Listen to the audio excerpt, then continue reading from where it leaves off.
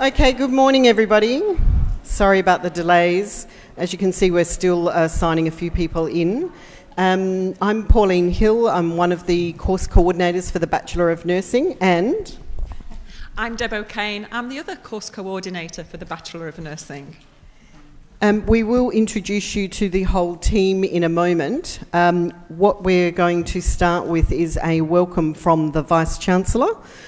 So there's a video recording. He can't be around in every room across the entire campus, of course, every day, every moment this week. So I'll just play that recording for you as we just have the last few people come in. And I just want to say welcome to those people who are live streaming this recording. Some of those students are overseas, some are interstate, and some are here in the state. So just welcome to those people as well.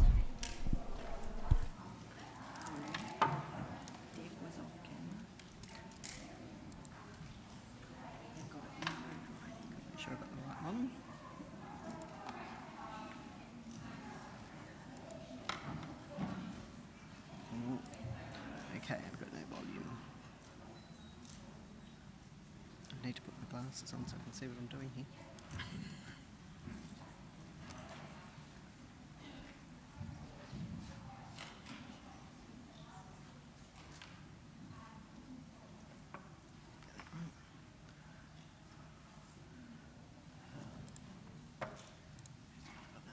Where's my volume here? Nope, still not got sound.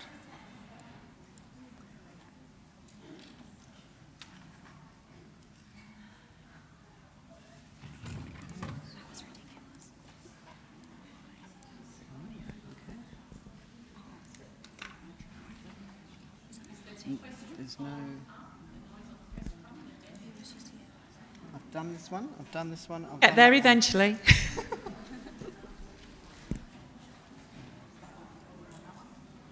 I've done the volume up full. I just did that to check that it was off, so that's okay.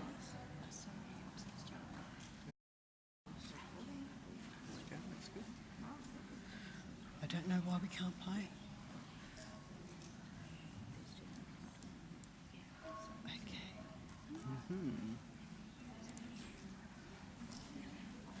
Anyone got any ideas why we can't get it to work?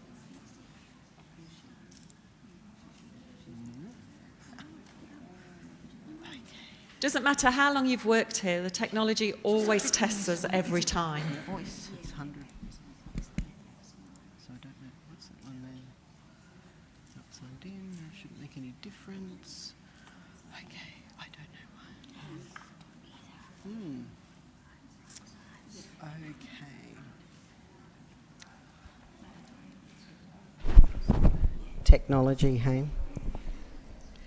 I don't know why we can't get this volume. We've got every version of volume up full bore, but we cannot get the volume working. We will keep trying. Hang in there. Jason here. Jason was just here. The tech guy.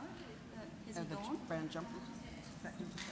We can, When in doubt, we get can the tech. remote in. Do you want me to remote in? I think we've got Jason just here. He was here. He was there just a moment ago. Just a moment ago. It's amazing how people... It's a lovely... They can watch. They can watch, they just can't hear. Yeah, I'm just trying to... So is the volume up on the actual... See, that's off now. Yeah. And I'll put it up. And it's nothing. That's just weird. I know. Oh, there it is. Yeah, I was just... We have no volume, Jason. Jabbering. So I've done volume there, I've done volume on the screen and volume on the actual YouTube. Beautiful. Go back to the end. Thank you. I'm Professor Claire Pollard. Well, as you can see, I'm within the title. But my main role is to work alongside our Vice-Chancellor, Professor Holly Sterling, to ensure Flinders University does everything we can to give you a world-class education and a great university experience. So please enjoy our virtual open days. And I really hope to see you on campus at Flinders next year. I know you'll love you. Hi, I'm Nathaniel. And I'm Tyler. Welcome. We know you may not be able to be on campus, but don't worry, you're about to get the full Flinders license. So sit back, relax, and let's go. Flinders has a presence right through the heart of Australia, from the Northern Territory through to regional South Australia and Victoria. Here in Adelaide, Bedford Park is our main campus. It's gorgeous, with heaps of natural landscaping, great views, and lots of ducks. There are plenty of transport options to get here. You can bus, bike, drive, or ride in style on the train once the new Flinders station opens.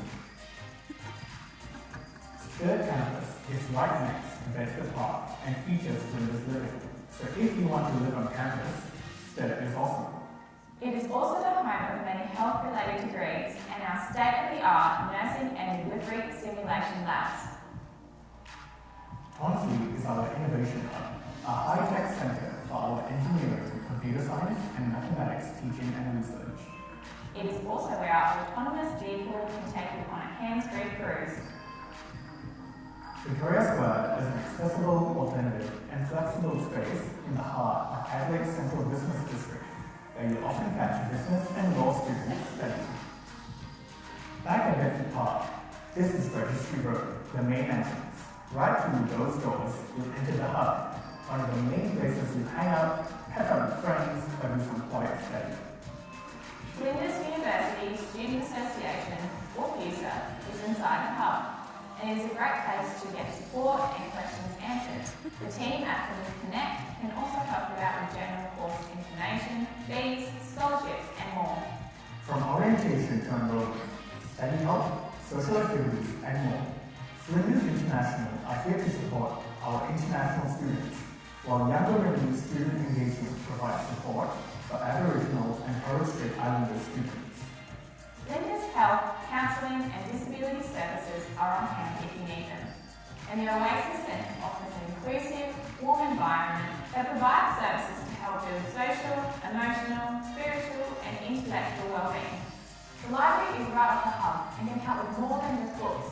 The library team are really friendly and will help you adjust to uni studies. The library overlooks the plaza. In the warmer months and during our campus events, the plaza is definitely the place to be.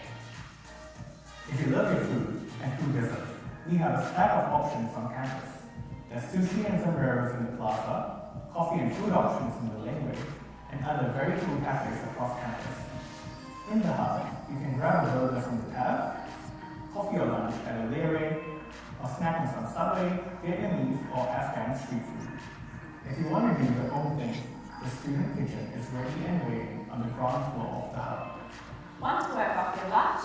There are plenty of places to get your steps up at Bedford Park. Take a lap of the lake, head up to Anchor Court, or over to Humanities Courtyard.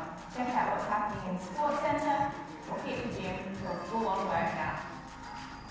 If you just want to relax, then chill in the hub's multimedia room. Or maybe check out the awesome art at FUMA, Flinders University Museum of Art. Your lectures will be held in a variety of different places across campus, depending on what you're studying.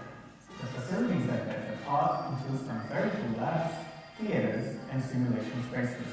Make sure you check everything out when you get the chance. It may take you a while to know your way around campus, but that's okay. Everyone here is happy to help you out, and when you first start, you'll realize that you're not the only one who's a little lost. You'll soon find a way and have an awesome time studying here for this. Thank you for watching, and we'll see you soon.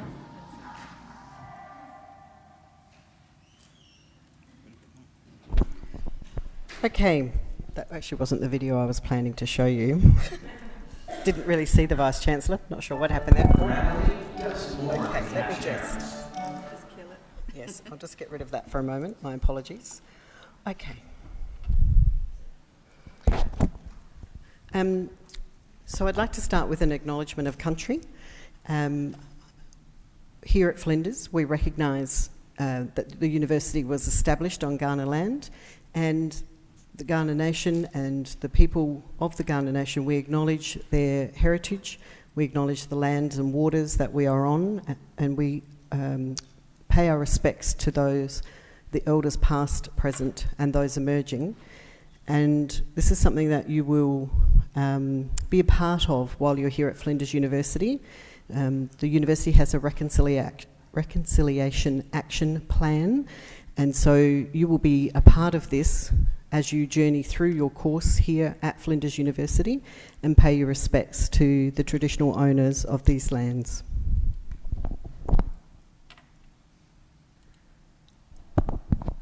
For those of you who are offshore or online watching this, and for those of you here in the room, if you want to use your mobile devices to ask questions, we have a link here called Slido.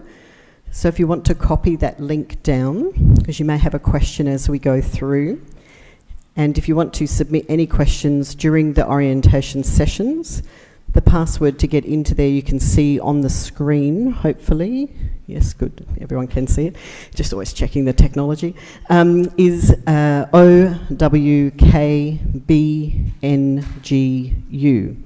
Some of you may recognise the BNGU at the end is also your course code for the Bachelor of Nursing pre-registration. Has everyone written that down or entered it into their phones or mobile devices that they wanted to do? At various slides across the presentation, we'll have that information repeated again on the bottom. So hopefully you've all had a chance to write that down.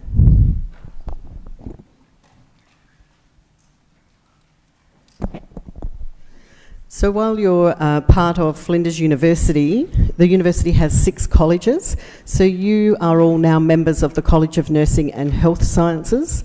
And our approach here in this particular college is really that focus that, you know, at the heart of advanced learning in health sciences, nursing and midwifery is the people, okay? So that's you as students, us as staff, and all the people that will provide care for, and you'll learn about how to provide care for in the future. So people are at the core of everything that we do. So keep that at the forefront of your mind as you're learning throughout your program as well.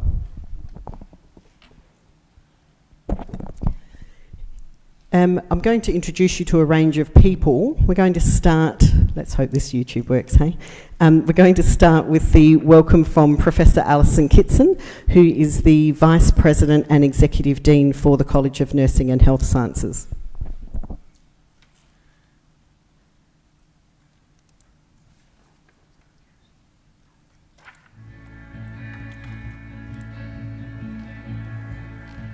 Hello, my name is Alison Kitson and I'm the Vice President and Executive Director of the College of Nursing and Health Sciences here at Flinders University.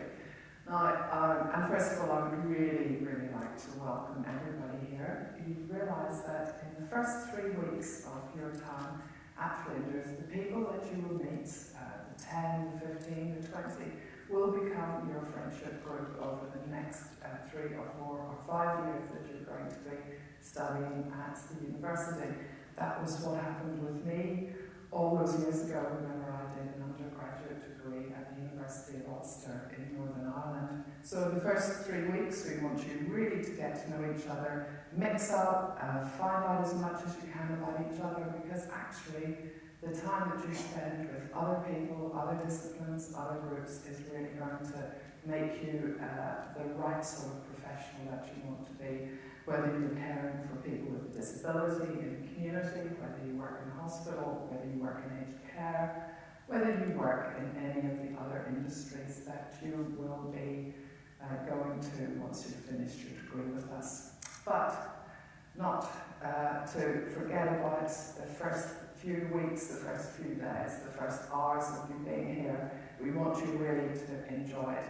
Get in there, explore, introduce yourself, ask loads of questions, because that's what these next few weeks are all about. Settling down. Yes, the campus might look really big, but there's loads of friendly people, there's lots of signage, there's lots of places you can stop, have a coffee, have a drink, and talk to people. Also, don't forget that being a health professional and from the College of Nursing and Health Sciences, you will be out and about, you're going to be in clinical placements, you're going to be meeting with lots of people, so it's a really fun-packed program, whether you're a nurse, a midwife, and an allied health profession. So all I just want to say is have a great time. If you see me, stop me, say hello. I'd love to hear how you're settling down, and most of all, enjoy yourself. Bye.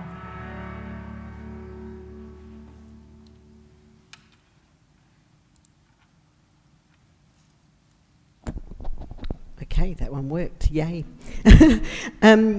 Now, just looking at our staff to see who's here. So, our academic lead, Associate Professor Suzanne Pearce, is not here at the moment. She sends her apologies.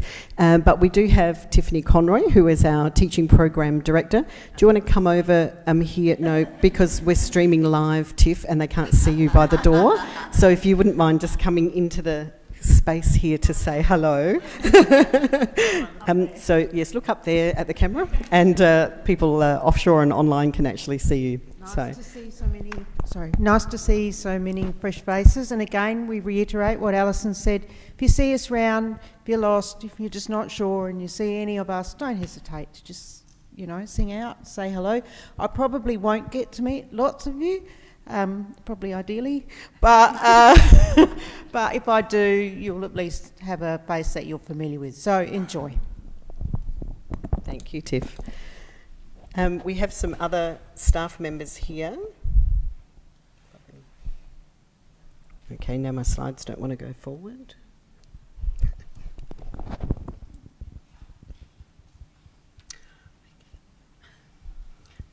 I'm not having a great day today, am I?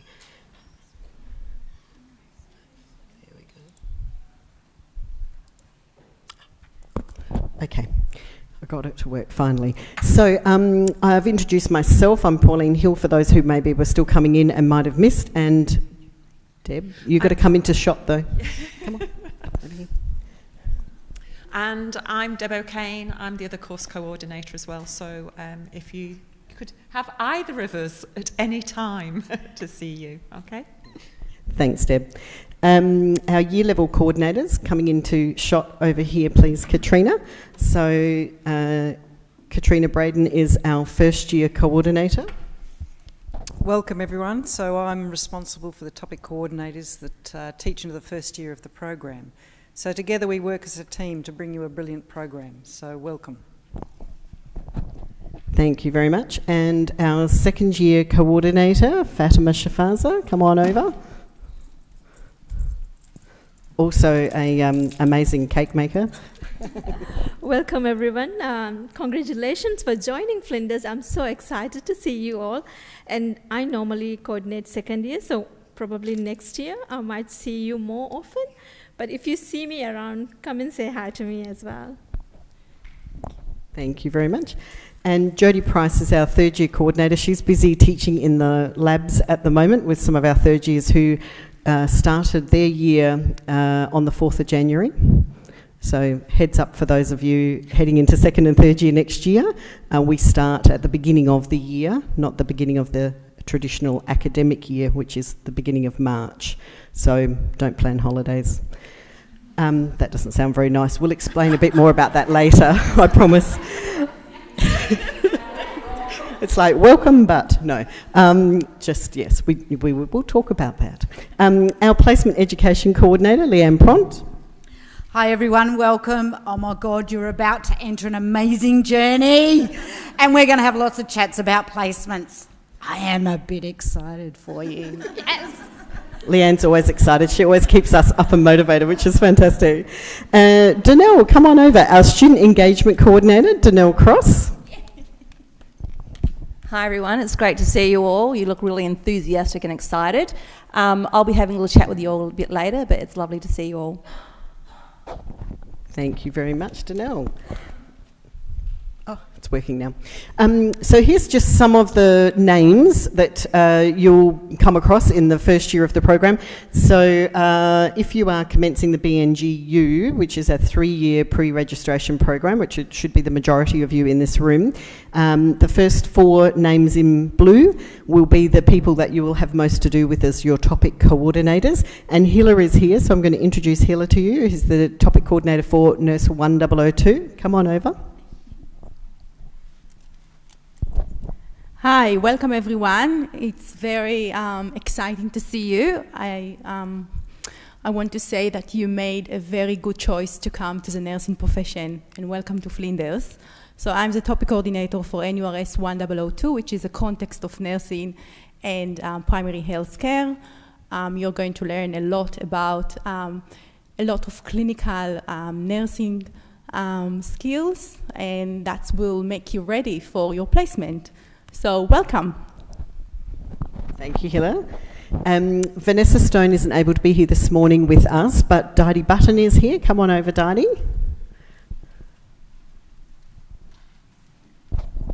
Thank you. Hi, everybody. So, yes, I'm topic coordinator for 1004, which starts on Monday, and my first class is at 10 o'clock in the morning, so I'll be seeing probably at least 28 of you in my class, so that's great. My other role is that I'm also the disability contact officer. So we know that across Australia that there are 70,000 students who are currently enrolled that have a disability. We also know that less than 5% of disabilities are visible. So if you have a disability, then this university is one of the very best places to support your learning and provide you with the best opportunity to meet the learning outcomes of your topics. My other hat that I wear is also Equal Opportunity Contact Officer. So Flinders is a safe site and no bullying at Flinders. So if you experience anything like that and you see me around or you see any of academic staff, then make yourself known to them and we will be there to support you. All the very best. I look forward to seeing you all next week because I'll be coming into all of the 1004 classes. Hi to Renmark. No, we've done Renmark. We have got Renmark. Renmark runs simultaneously. So we have this year over 22 students that are starting first year up in Renmark. Thank you. Thank you. They might be joining us online. We did an orientation up there in Renmark last week, but just in case they worried they missed something, they might be joining us online as well. So just to have a very quick conversation, not too detailed, but about the curriculum, a bit of an overview. And I want to introduce to you also Alicia Mader, who is the Study Enrollment Advisor. No, I'd never get your title right. You introduce yourself, Alicia. I don't really have a title, it's okay. My name's Alicia. I'm the Enrollment and Course Advisor in the College for Nursing. I predominantly look after nursing students because there's so many of you guys. So I can help with all your enrolment, your study plans if you go part-time, if you want to drop a subject, if you want to take leave, those kinds of things. Feel free to come and see me at any time. I'm here all the time, probably a bit more than I should be, but so yeah, feel free to come and see me, come say hello if you see me around. I'd love to have a chat and meet a lot of you. I also handle the credit applications, so for those of you that have applications for credit that are in process at the moment, or you've done previous study, then you can apply for recognition of prior learning, so that comes to me and then I work with these guys to assess whether that credit is approved or not. So yeah, that's just me. Come say hi anytime. Thanks, Alicia. One of the key things that sometimes students will need help with is if they want to change their study plan, to make sure that you enrol correctly and don't miss out on doing a subject because you haven't done a prerequisite for that particular topic. That's the sort of thing in particular that you need to check before you change your study plan, because it can unfortunately delay you by 6 months, 12 months, things like that. So really important, always check that before you make those changes so that you don't make any errors with anything like that. So, as most of you would know, it's basically a 3-year full-time program. There are, don't ask me why it's 108 units, it's just the way it adds up. It's an odd number, I know. So we have 3 years. So in the first year, the focus is very much about the fundamental knowledge and skills and attitudes that you need to become a registered nurse. And you'll also have a 2-week placement during that time in the second half of this year. And Leanne will talk to you a bit more about those requirements and preparation that you'll need going forward. In year 2, the focus is very much on the pathophysiology and clinical skills development. You'll be doing some of that in first year, particularly the clinical skills development, but of course it's a build upon that in second and then in third year as well. In third year, you're getting very close to becoming a registered nurse, so it's a real big shift up to the expectations and professional standards, clinical decision making, and transitioning into the RN role. And in third year, you have 2 8-week placements. And probably my key message to you as you start to think about what does the next 3 years look like for you. When you're on placement, you're not going to be able to work. So if you need to work for an income, you need to work when you can now to save the money, put your little rainy day kit aside, so that then when you're on placements later for 4 weeks and 8 weeks, you're going to be able to still meet your bills and do all of those things and not stress about that while you're on placement. So that's just a tip that I've got for you to plan ahead, and then you'll take a whole lot of stress out of life for you in second and third year. Okay, so think about that, how you might do that going forward. Okay, we've got some questions on our Slido. That's good, some people are using that. Excellent. Thanks, guys, for sending in some questions. We've got some really interesting ones. So the first question is, how do we know if our classes are streamed online, or are they all attending classes? So the program is face-to-face. We do have a small group of students who, due to COVID restrictions and entry into the country, have been unable to join us here at this time. And so they are offshore. So you may from time to time hear us talk about an offshore group of students.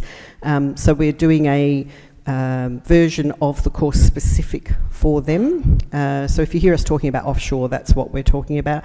And just at the minute, we have a few students who have been caught across the border in Victoria due to their recent outbreak. So some of those students will be watching this, and we'll be working with them just for that first couple of weeks until they can get here and get out of quarantine and get back into the classroom with all of you. But this is a face-to-face program. I know many of you have chosen the program because you want face-to-face education. You know that's how you learn best. We understand that, and so we're really keen to have you in the classrooms interacting, learning from each other, asking you questions, and really engaging with the curriculum and learning through discussion. Excellent. Just following on from that, there's one about with the curriculum, are all textbooks a requirement or some extracurricular knowledge? So with text, you'll see different words used. So where it says required next to a text, then that is something you'll be using consistently in that particular topic, and often in other topics as well. So in relation to the purchase of textbooks, they are expensive, we do understand that, and we do work with the publishers to try and get you some deals, so please look around for things being packaged together to make them cheaper, but also some of our publishers have offered discounts, so please read through all of the information before you purchase to see that you're getting the best possible deal. There are new editions come out from time to time. What we try to do is make sure that when you purchase something in first year, you use that throughout the whole curriculum, so we don't change it on you midway and you have to get the next text. So we're cognizant of that and the fact that these are very expensive books for you to buy. There are e-books, so you don't always have to buy, they're quite heavy. A lot of our texts are very big and very heavy, so you can always purchase the e-books. There are textbooks in the library, but the library has a 1 to 30 student ratio. So just if you need to be dependent on them, then you may need to realise that you may not have access to it at all times when you need it or want it. And also short-term loans. Yeah, so there could be something like 2 hour, 4 hour, or there's a couple that might be 7 days, but that often gets restricted if the demand becomes very high. So just to understand that. So you might be able to go to the library and read a book there, do your preparation for a class there, but if you can purchase them, it's also important to start developing your professional library. Because it will take you through. I think most of us probably have textbooks from our own undergraduate programs. Yes, everyone's nodding at me. Still on our bookshelves. Obviously, we have the new updated versions as well. But they become a bit special with all your notes and your highlighting and your tags and all of those things. They you open a page and it takes you straight back to that lecture or that session that you had. So it's kind of I'm a bit sentimental. Yeah. And can they buy their textbooks secondhand? And where's the best place to buy them from? So there will be second-hand books offered online often. There's Facebook pages. There's an Overheard at Flinders University page that a lot of students around the entire university are on, and staff as well. It's quite fun, that page, I like it. I would caution you about buying a second-hand text. You've got to make sure you're getting the right edition of a text, okay? So it's not always ideal to buy second-hand, and this year I know we have a lot of new editions in the texts that you're purchasing. So I think 1003 has a previous text. Your text? It's the same one as used last year, so. Yeah, so if somebody's selling that text. Yes. However, Deb's one of the authors, so she might like you to buy the new edition. Oh, yes, please. It's my spending money.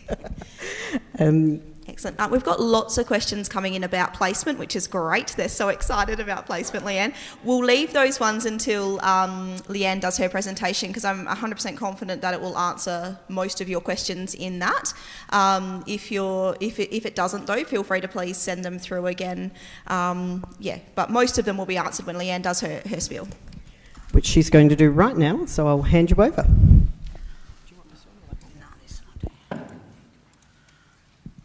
Okay, so who's excited?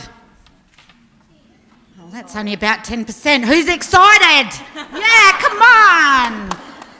Let's do it. So welcome. You are about to undertake one of the most amazing journeys in your life, okay? Part of that journey requires you to do a placement. So what is a placement? A placement is where you, as a nursing student, attend a clinical environment and learn to behave, perform, and deliver health care as a professional, okay? So it's not just about clinical skills, it is a whole range of skills, attitudes, and behaviours that you are required to display during your placement. Where might it happen? We're going to have a chat about that. What's the purpose of it? We'll have a chat about that. I want to walk you through the process for placing you, because it will be important and it will reiterate why you are required to meet some deadlines, okay? And those deadlines are in relation to pre-placement compliance requirements. So, placements are a core component of your program.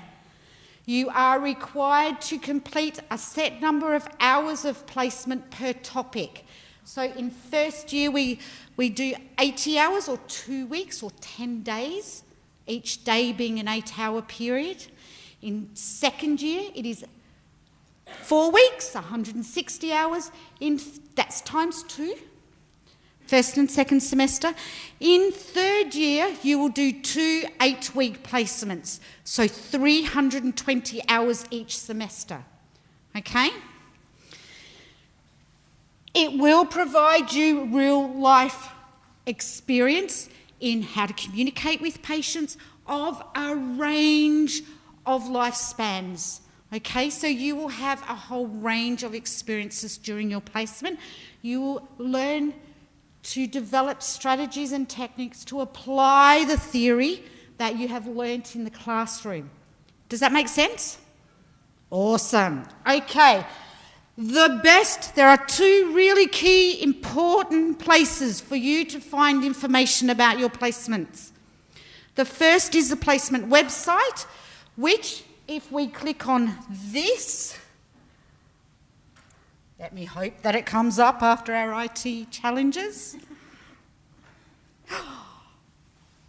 Yeah, looks like this.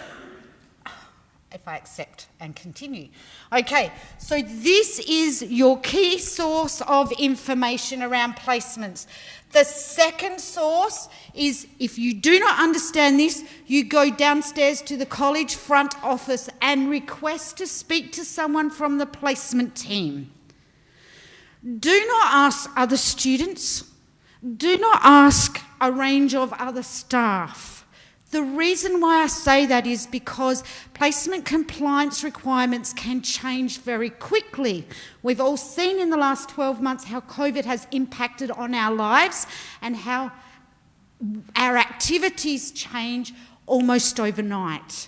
So that can happen in our placement compliance requirements because you need to protect those that you come in contact with as a health professional, and we need to be able to guarantee that you meet those requirements in order to protect the most vulnerable members of our community and those that you're looking after. So, there are 3 key pieces of information on here that you need to download and check. I get that? Download and check. So, first one. This is your placement compliance flowchart. There we go. This will tell you where to start with your placement compliance requirements. It is time sensitive. Key message, start yesterday. Okay? Because if you do not meet the compliance requirements by the due date, you will not be allocated a placement. If you do not undertake a placement in a placement topic, you will not be able to meet the requirements of the topic. Got it? Really important stuff, yeah? Got it. Awesome. So download that, have a look at it. If you can't, if you have questions about it, then please ask the placement team in the front office. Placement compliance checklist. This is all the stuff that you have to complete to achieve compliance. Now, I'm not going to stand here and go through each one because A, it will be boring, B, it will be different for each of you. The key messages are, some of them have different lifespans, as in some need to be addressed each semester, some have a lifespan of 5 years. Some you only have to do once while you're a student. Some of them, such as your police checks and your DHS clearances, may take up to 10 weeks to get returned to you. Things like vaccinations may take, in fact, your Hep B, if you have not had a Hep B vaccination, will take you a minimum of 6 months to complete. TB clearance, if you have travelled overseas or have come from overseas, you may need to follow the complex pathway to be cleared for TB. That may take you 3 to 6 months. Key message, start yesterday. Okay? All right, so the other form on this... Oh, well, there we go. Let's try that again, shall we?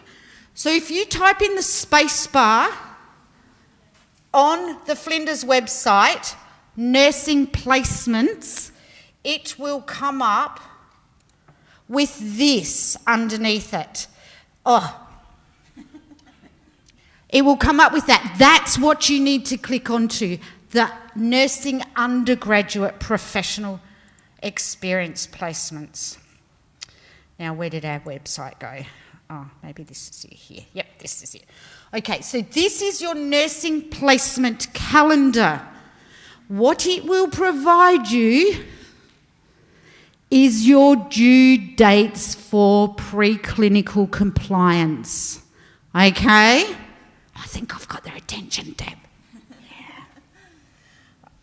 Yeah. Okay, so for 1002, which is your first clinical skill development, you won't have a due date because these compliances are embedded into an assessment, and Hilla will walk you through that next week. Start yesterday. Key message. 1005 will be your semester 2 topic that you will be undertaking a placement in. So if you're in the first availability, you will need to have all of these finished by the 30th of July. We should have made it 30th of June. That's a good financial type. Sorry, no. 30th of July. If you're in availability 2, it'll be the 24th of September. And that's directly aligned to your placement allocations. So if we're moving along, it is your responsibility to be compliant. We can provide you all the resources, all the support, all the guidance. We can't make you do it. It is a choice that you make. If you are not compliant, you will not be allocated a placement. The nursing placement calendar is on the website for you to access. The pre-placement compliance checklist is available. Print it off, tick them off, keep a record of where you're at. The flowchart for the process is also there. Again, it is your responsibility. Our clinical environments that offer us placements for students will not accept a student that does not meet the compliance requirements. Our compliance requirements are set by our industry partners. They need to be assured that you have met the requirements to provide safe care to their clientele. Yes.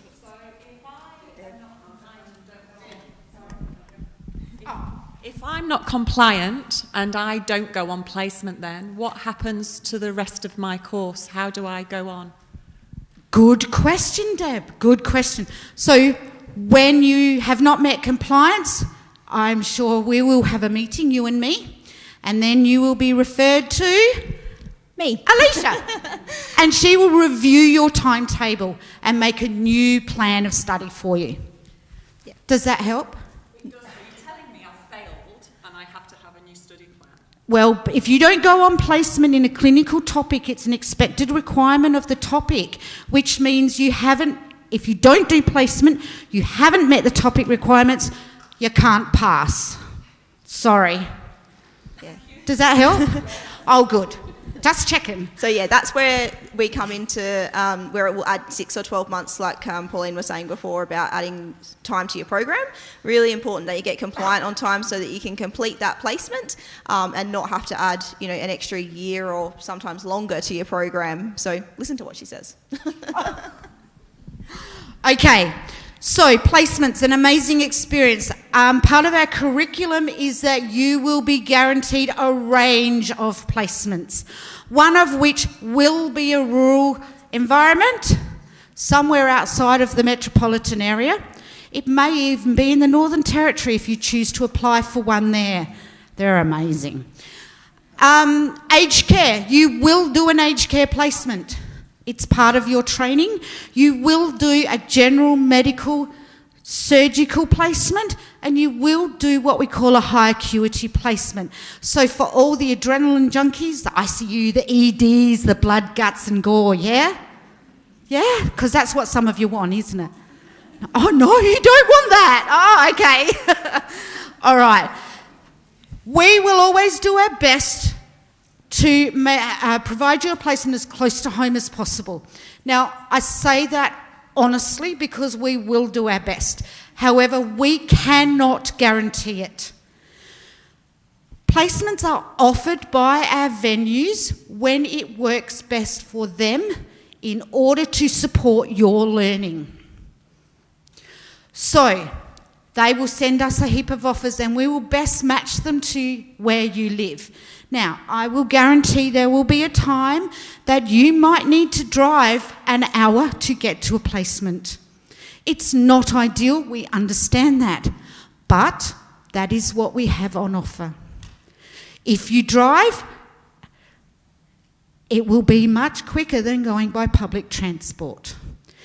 Transport is your responsibility, whether that is metropolitan placement or rural placement.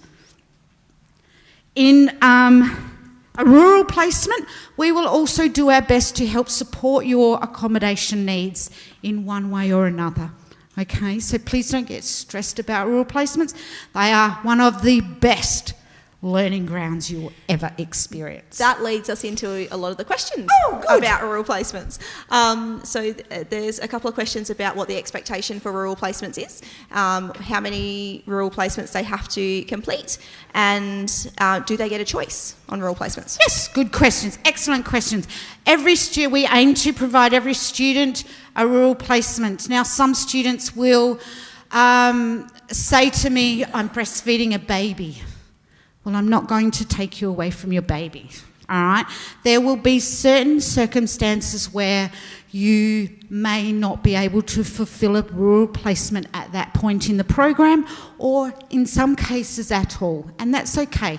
Everyone has some exceptional circumstances. No, there are some students that have exceptional circumstances, and we will navigate that with each of you that apply for a variation once you're allocated a placement. Yes, in general, you will be required to do a rural placement unless you have exceptional circumstances. Excellent.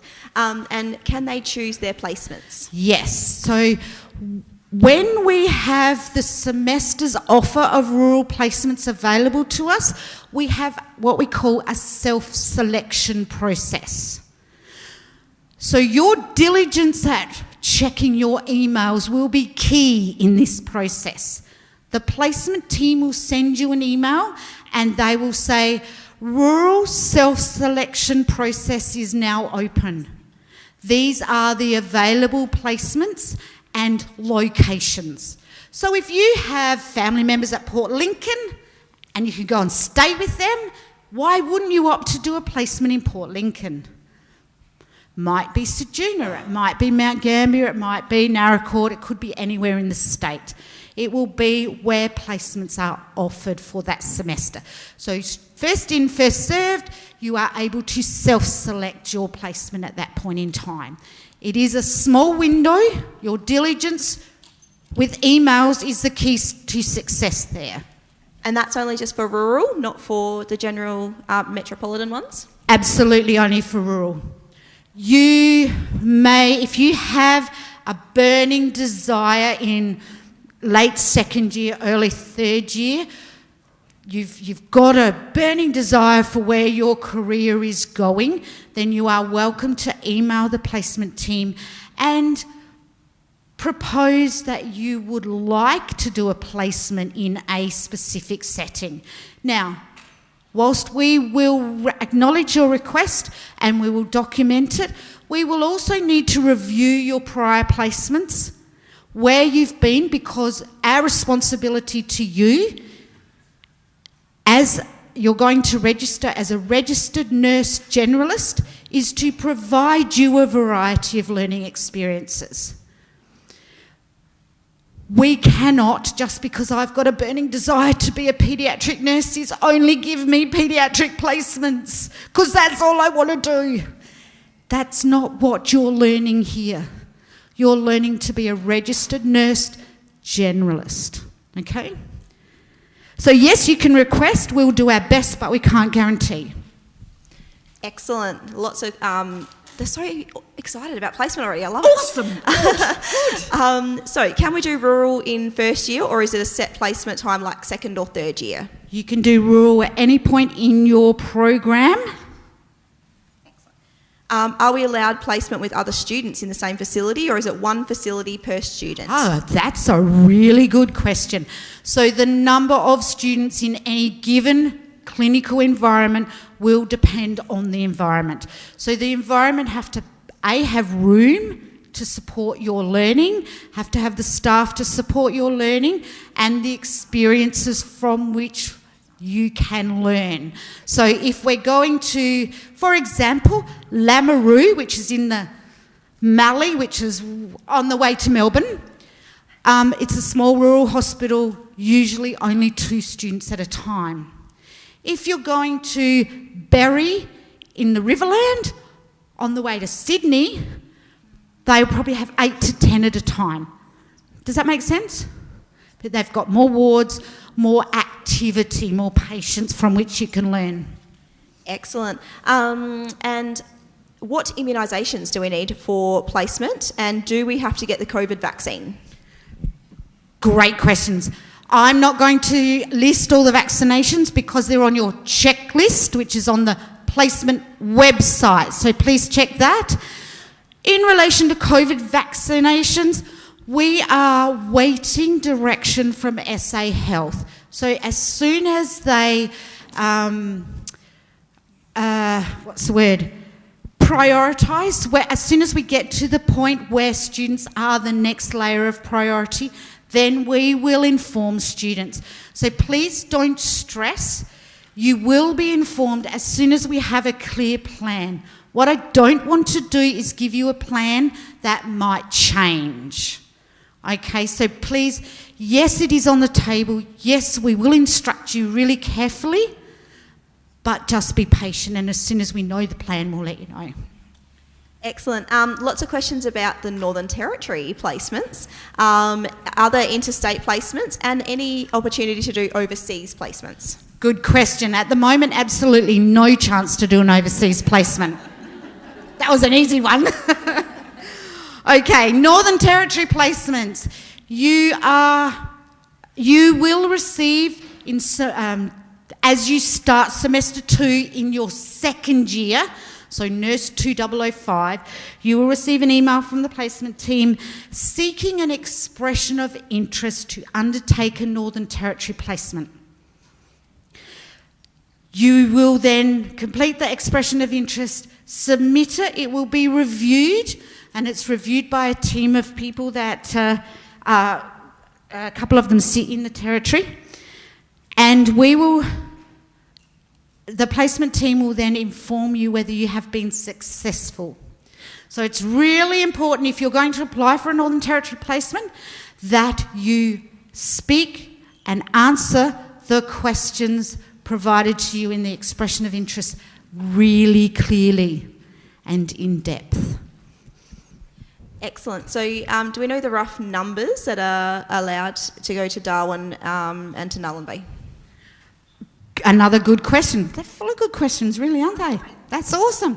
I cannot put a number on it. So last year we had potentially, and I'm going to say potentially because we had to cancel a couple of blocks going to the Territory, there was about 110, 120 potential placements in the Territory across the year. So they're highly sought after, and they're highly credited by when you go to apply for a job in the future. No one venue will consistently provide us X number of placements at any given point in time. It is really, really dependent on what their resources are, what their staffing is like, how many students they've been asked to have across all education providers, not just Flinders.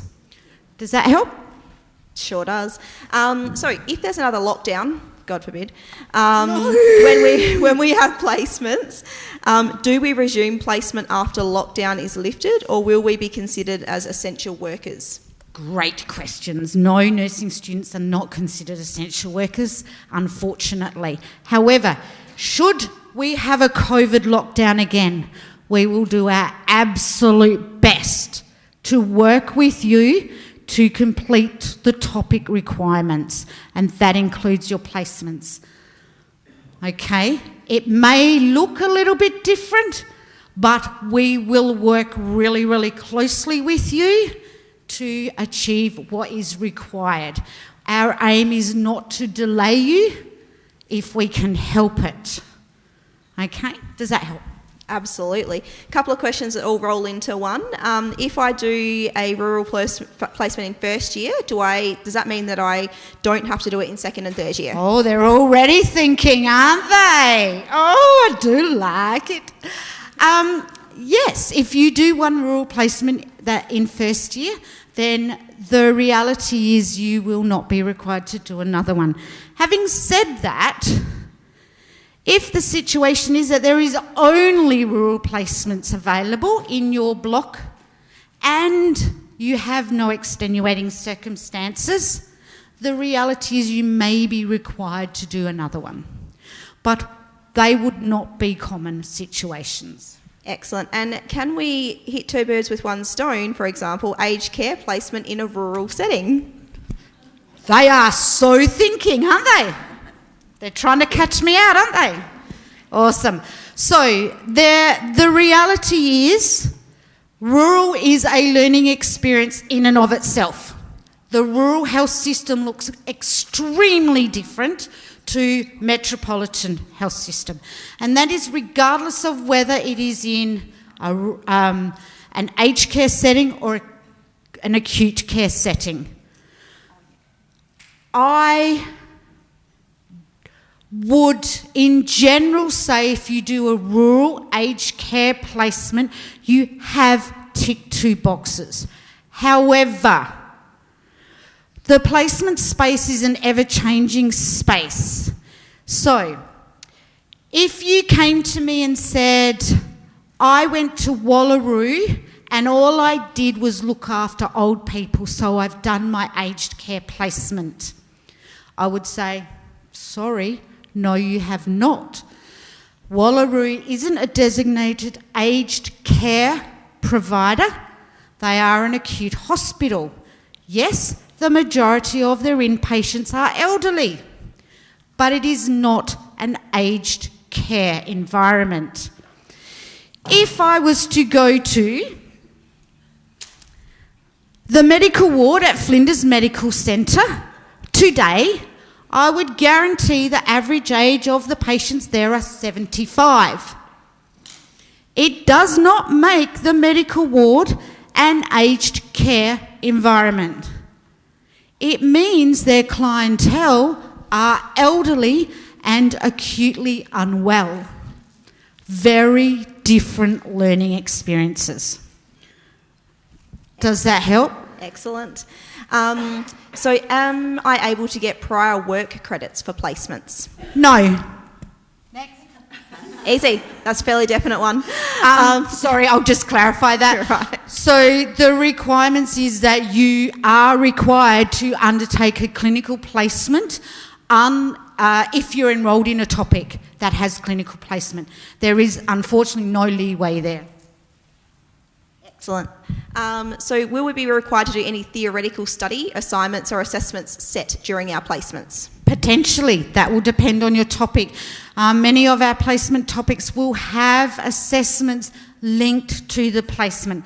So the 2 key ones are your placement assessment record and your placement attendance record, and they are required legal documents that provide that are your evidence that you have completed X number of hours on placement and met the learning criteria.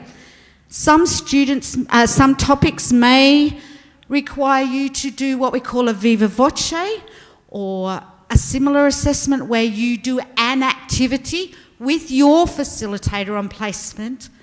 It is graded and then you write it up post-placement. Okay? Excellent. I think you pretty much covered it. There was one question specifically about your availabilities and how do I know what availability I'm enrolled into. So when you log onto your... That's my question, yeah. When you're logged onto your student system and you check your timetable, we always recommend that you look at it week by week. That will show you the dates that you are required to be here, because if you look at it as a semester view, it'll show you every single class for the entire semester and it'll show you clashes galore. So what we recommend is that you log onto your student system. Each topic will say the topic number, so for instance nurse 1005A if it's a placement topic, and the name of the topic, and then next to that it'll have either availability 1 or availability 2.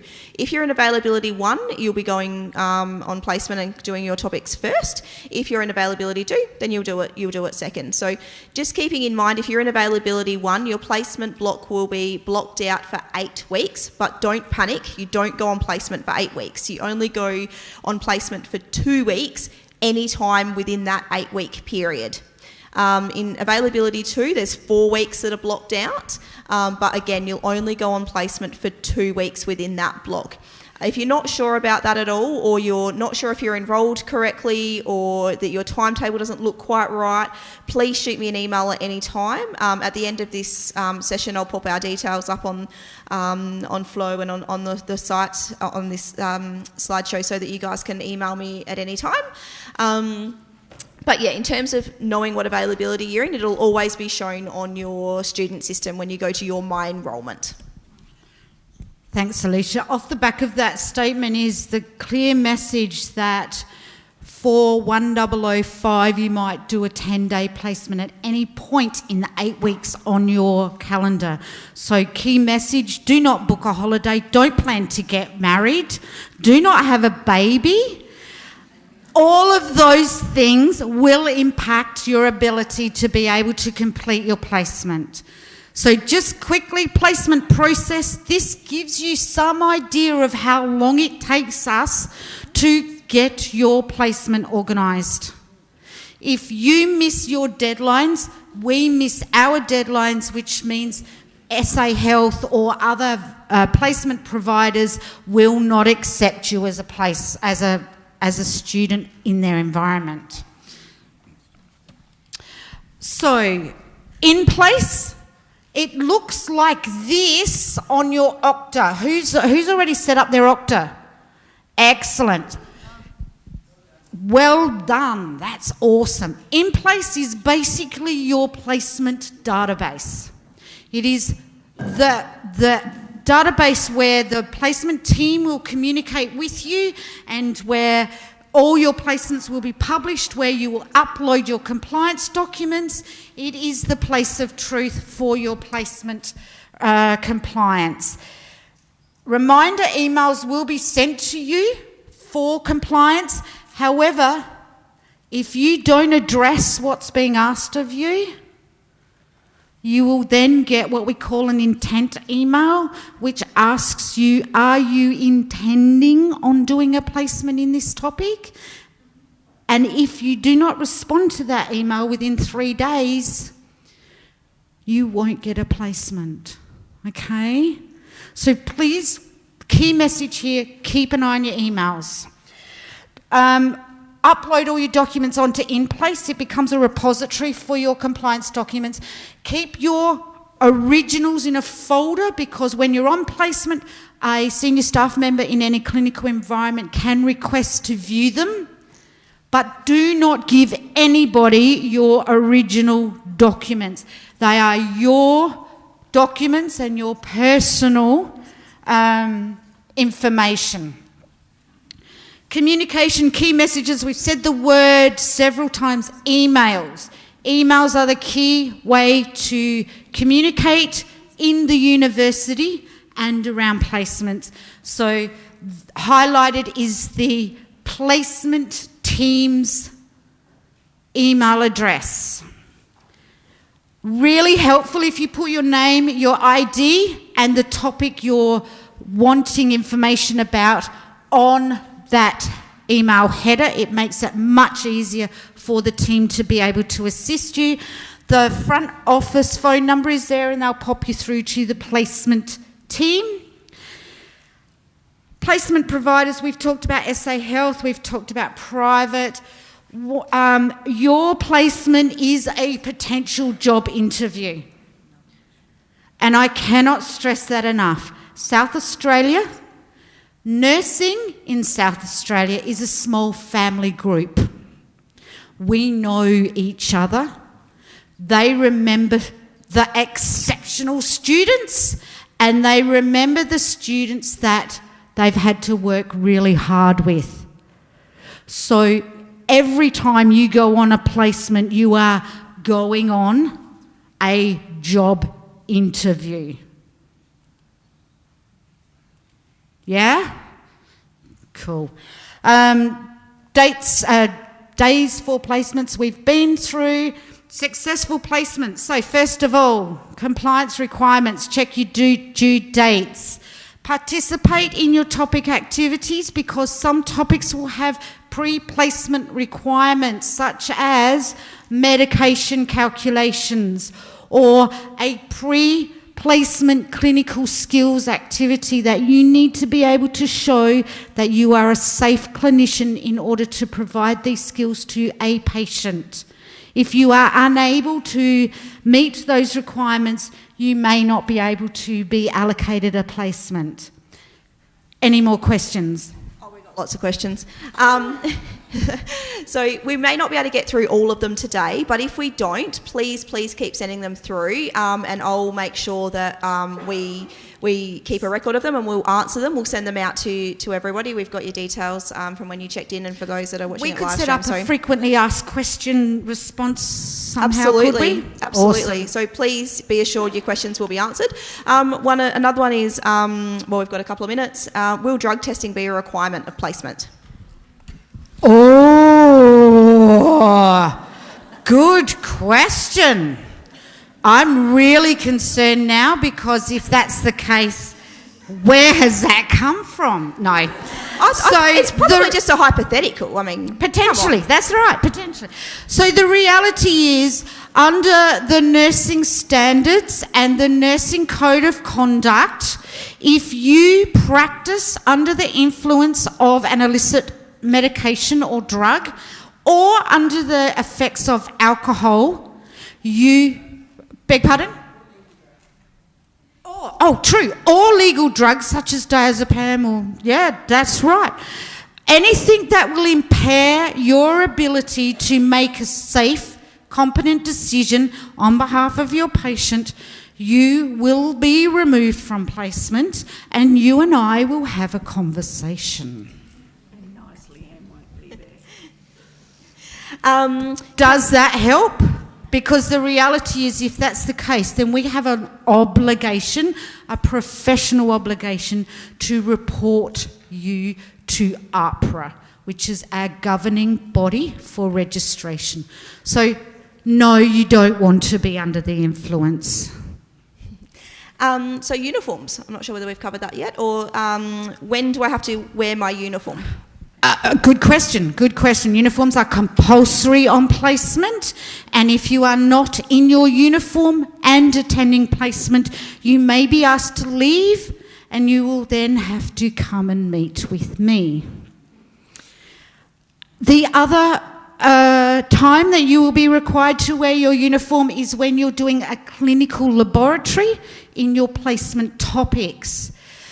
The clinical laboratory is a simulated clinical space, and by putting your uniform on every time you walk into that space, what you're doing is forming a behavioural memory, so that when you do go on to shift work, because that's what nurses do, they do shift work across 7 days of the week, then at 6 o'clock in the morning when you're getting dressed after getting home at 11 o'clock, you don't have to think about what shirt you need to wear because it'll be in your memory. It'll be your uniform. Okay? Does that help? Excellent. So there's a couple of generic ones if we've got a couple of minutes. Where do I get help with enrolling in semester 2? That's me. Come say hello to me in the college office. I know it can be a little bit confusing and a little bit overwhelming to start off with. We've got copies of study plans available. They're also on the web as well at any time. So please come and see me at any time. Send me an email. I'll pop the details up on the best ways to contact me. Email is usually the best because I'm sort of in and out all the time, and I will try my best to get back to you usually within a couple of days. But if you are experiencing any difficulty with enrolling at all, please reach out sooner rather than later so that we can get you all organised. There's a couple of questions about when is a semester break. Ooh, with nursing you don't have one. Well, that's true. Not quite true, but... You do, yeah. Sorry, but it's just not the normal semester break. So as Pauline mentioned before, please don't book holidays until you've got your enrolment set in stone, because it doesn't fall within the normal university semester. So please don't go off of what the university calendar is, as it's not reflective of the topics in nursing. You do get a break, I was just kidding, but it just doesn't fall within the normal university semester break. So it's really important just to make sure that you got your study plan set up. Add to that, yes, look at your study plan, look when the breaks are, but please make sure you've got all your results back from your topics, because what we've had previously is students who then have thought, I finished everything, gone away in the break, but maybe they haven't quite completed everything, or they may have failed, and then they need to come back, but they're in a different country, and not that that's going to happen now.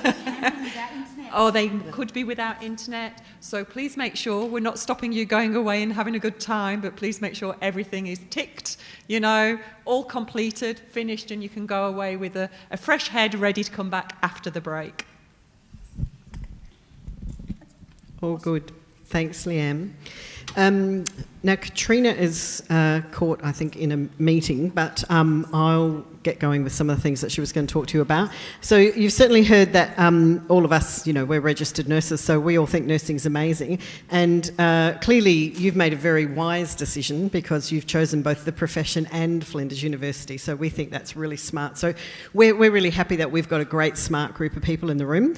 So, that's going to make our lives a lot easier working with all of you, because you made great decisions right from the word go. So that's good. Just keep making those really good decisions. The profession is a lifelong learning profession. So as part of our registration, we have to update, upskill, do these things all the time. You'll learn about what those things are and how you do them when you become a registered nurse, but just so that you understand, some of the things you're doing now will be early versions of that, and you'll realise the sorts of things you can do and the breadth and depth of lifelong learning that you'll be doing. So this degree is to commence you on that path to be a registered nurse. At the end of the degree, you can apply to AHPRA and become the registered nurse that you want to be, and then you'll continue on that journey into the areas and specialties and things that you want to do. I'm not Katrina, clearly. She'll be back soon. She was going to talk to you about our communication framework. So we'll talk about this in 1001 with you as well. But there is a flow chart to help you work out who to ask questions of when you've got questions. You've met quite a few people today. There'll be many more people that you'll meet in your course and even just across this semester. So it can be quite overwhelming. We understand that. We try to simplify it as much as we can for you. However, we don't really always know the questions you have. We're very, very good at supporting students, but we're really bad at reading your minds. So if you don't ask us, we don't know what you don't know. Okay? So please make sure you ask lots of questions and seek help. Yesterday when I was getting my afternoon coffee, I said to one of the staff working in the cafeteria, who is a student here on campus, so if you had to give the commencing students at orientation some advice, what would you say? Help me out here, I've got to tell them something tomorrow. And what she said to me was, it seems really hard, it seems really confusing, and it seems really overwhelming, but hang in there, it does get easier. She said the first 6 weeks are hard, and the first semester you don't think you're going to get to the end of, and then once you do, somehow it all falls into place. So that was the advice of one of our students who works in the CAF, so say hi to her when you go down there and get your coffee. Now for some of you, university life is going to be brand new. Okay, some of you may know about universities, you may have family members who are at university, you may have been to a university yourself before. Some of you have never been to a university before, no one in your family perhaps has ever been to university. So that brings with it a whole new world of ideas and new information. There's new lingo and language and all sorts of things that happens at university. So please stop us if we ever use acronyms or abbreviations or things that don't make any sense to you, because we use them all the time and every day. And sometimes we forget that that might be brand new for you and you don't know what we're talking about. And the classic one is everybody talks about flow. So flow is an acronym for Flinders Learning Online. in no time at all, you'll be talking about flow too, okay? And you'll be really comfortable with what flow is. And flow is a thing, not a person. So don't ring up and ask to speak to flow, okay? Flow doesn't exist other than as an online platform.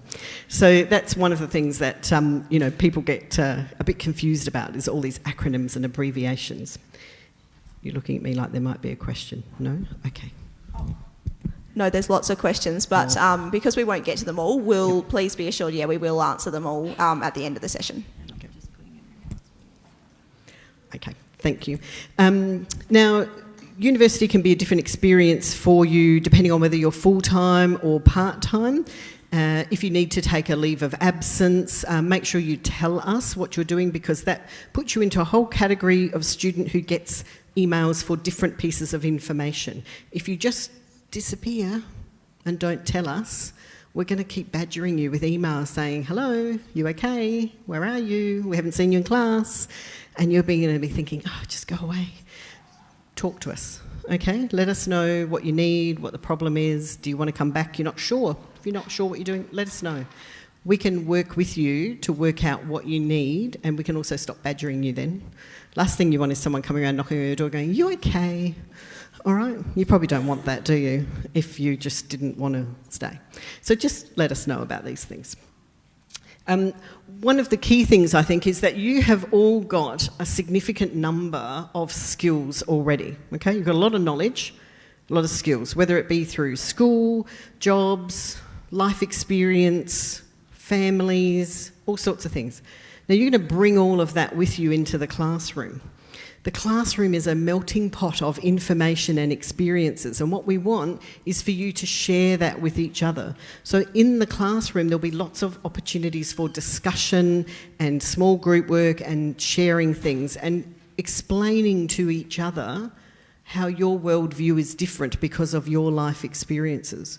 In learning that, you learn about people. When you learn about people, you understand in the future the differences in the people that you'll be caring for. And hopefully you will be more considerate and thoughtful about the different situations and circumstances that people find themselves in when they then require healthcare that you're delivering. Okay? So always think about that. We're not all the same. So share that information. It's really, really important.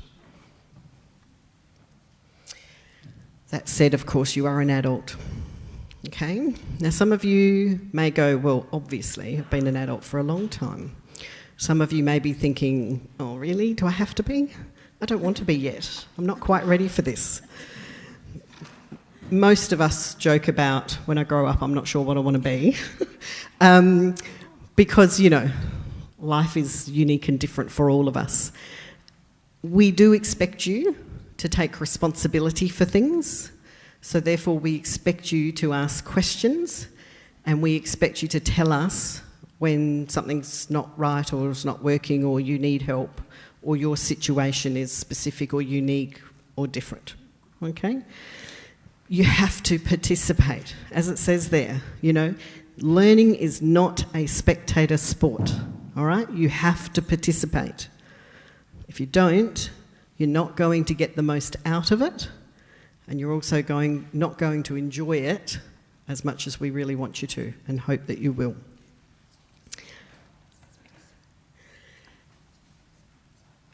I've jumped in to do your things, Katrina. Jump in whenever you want, though.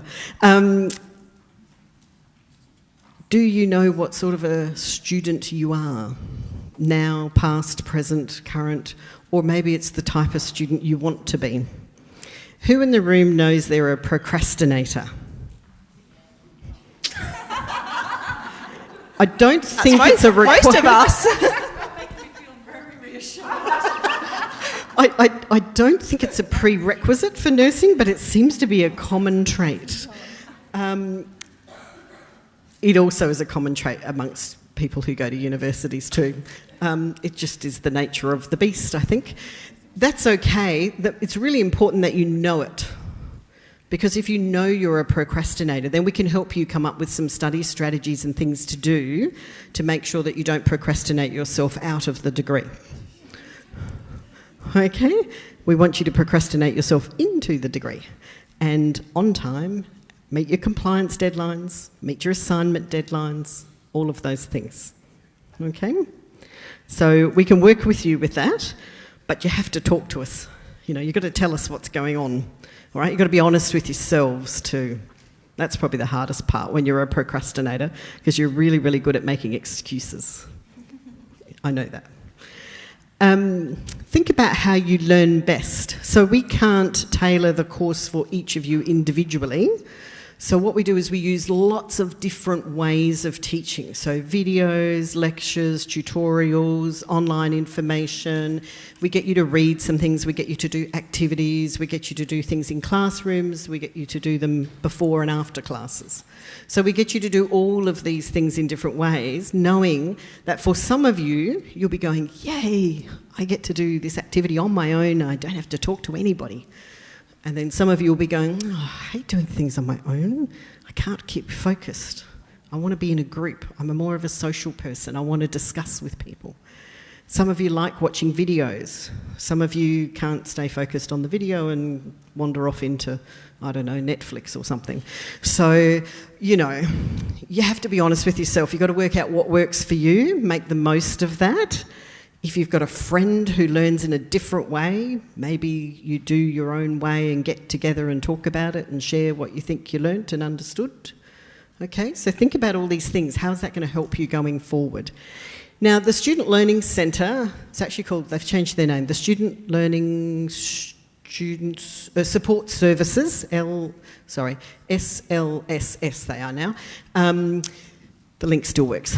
But they will have a whole number of fact sheets and a whole range of information for you that you can look up to get help with study and study support.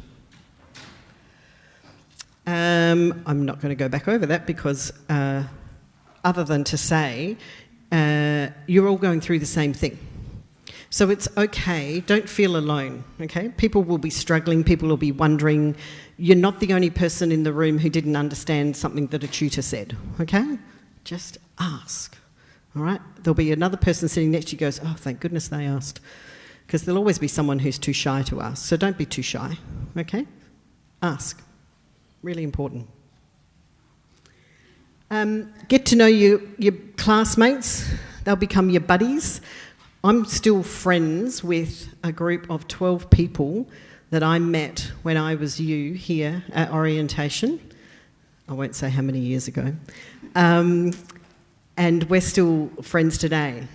Most of us are still in nursing, not all of us, and some have got some amazing jobs. So, you know, if I hadn't met them at orientation and been in classes with them, I would never have met them. We've never worked in the same hospitals or places together. We literally met in this room, and can I say it's not really changed a lot. A bit more tech. It wasn't tech in my day. So, you know, look around. This is your cohort. You know, these are the people you're going to go through this education program with. These are the people you're going to bump into in the future and work with in a whole range of environments. And so, you know, get to know people. It's a great experience to share. It's great reminiscing many years later. There's a range of resources there. We talked about Flow or Flinders Learning Online. There's a thing called Library World. For those of you who are library lovers, you'll love Library World. For those of you who think libraries are places where you go and you have to be quiet, guess what? They're not anymore. You can talk, you can eat, you can drink. There'd be people in this room who have been kicked out of libraries in the history because, you know, they were eating or drinking because, oh goodness, but no, you can do that. All sorts of things now. It's amazing. So there's lots of links, lots of information for you to help set yourself up. Probably one of the most important things is if you can create a space in your home environment that is your study space, that feels comfortable and welcoming, that's going to be really important. Because if it's, you know, a room that you don't want to go into, it's going to be really hard to study, isn't it, at home? Is it a place that's quiet, uninterrupted? Or in fact, is that not the right type of place for you for study? You know, do you need background noise? Do you need to be on the kitchen table or something where everybody's coming and going. Is that the way you like to learn? Is that you need the distraction around you, but you still focus? Are you a person who listens to music with your headphones? So think about what helps you to learn. Try different things if you're not sure. All right? See how it works for you. Get organised. Gee, I'm old-fashioned, aren't I? Folders. Sorry. I still like a bit of hard copy stuff. I know lots of you are going, hard copy, what's she talking about? So yes, obviously we try to save paper and we try to be electronic as much as we can. Anyone who lives in an area that has frequent power failures, I'm one of them. I like my hard copy still. But just, work out what works for you, okay? Are you a hard copy person? Are you an electronic person? What's going to work for you? Make sure you've got access to all these things, but most importantly, use a diary. Now, that could be a hard copy diary, it could be an online calendar or diary, but you need to start to get used to doing that so you can check your week ahead, your month ahead, and really plot and plan everything you need to do. That's going to be critical for you so that you can meet your deadlines and that you can get everything done that you need to do in a timely manner. The degree is full-time, so if you are doing 4 topics a semester, you will have a full workload. So just like you had a full-time job of, 37 and a half hours a week or 40 hours, this will be the same thing. Okay? So that's your study, your preparation, your assignments, your attendance at class. So the reality is, it is like a full-time job. So you know how all of your friends, brothers, sisters, parents, cousins, whoever, have said to you, oh yeah, my degree's great, I just go for a couple of days a week, the rest of my time. So that word my time should have said my study time. Okay? If you plan your week well and you adhere to that plan, you can do it all in that time. You can still have your evenings and your weekends if you work like a 9 to 5, Monday to Friday type time. Okay, you can do that.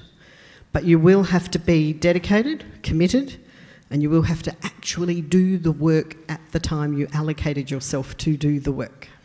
Not, oh, my friend wants to go to the movies, I'll do it tomorrow. Go to the movies. And then tomorrow another friend wants to go to the beach. Yeah, I'll do it the next day. Go to the beach. And then you think, what was that I was going to do again? Oh, I missed the deadline. Whoops. Now I can't pass that topic. I can't go on placement. Okay? Don't do that. When you're going to do it, just say to your friends, I'm sorry, I've got to do my study. I've got 2 hours allocated, but I can come after that. Can we go at a different time? All right? Just have to do that. And for those of you in the room who are parents, partners, who have responsibilities to other human beings, dependents or otherwise, they're not going to like being second sometimes.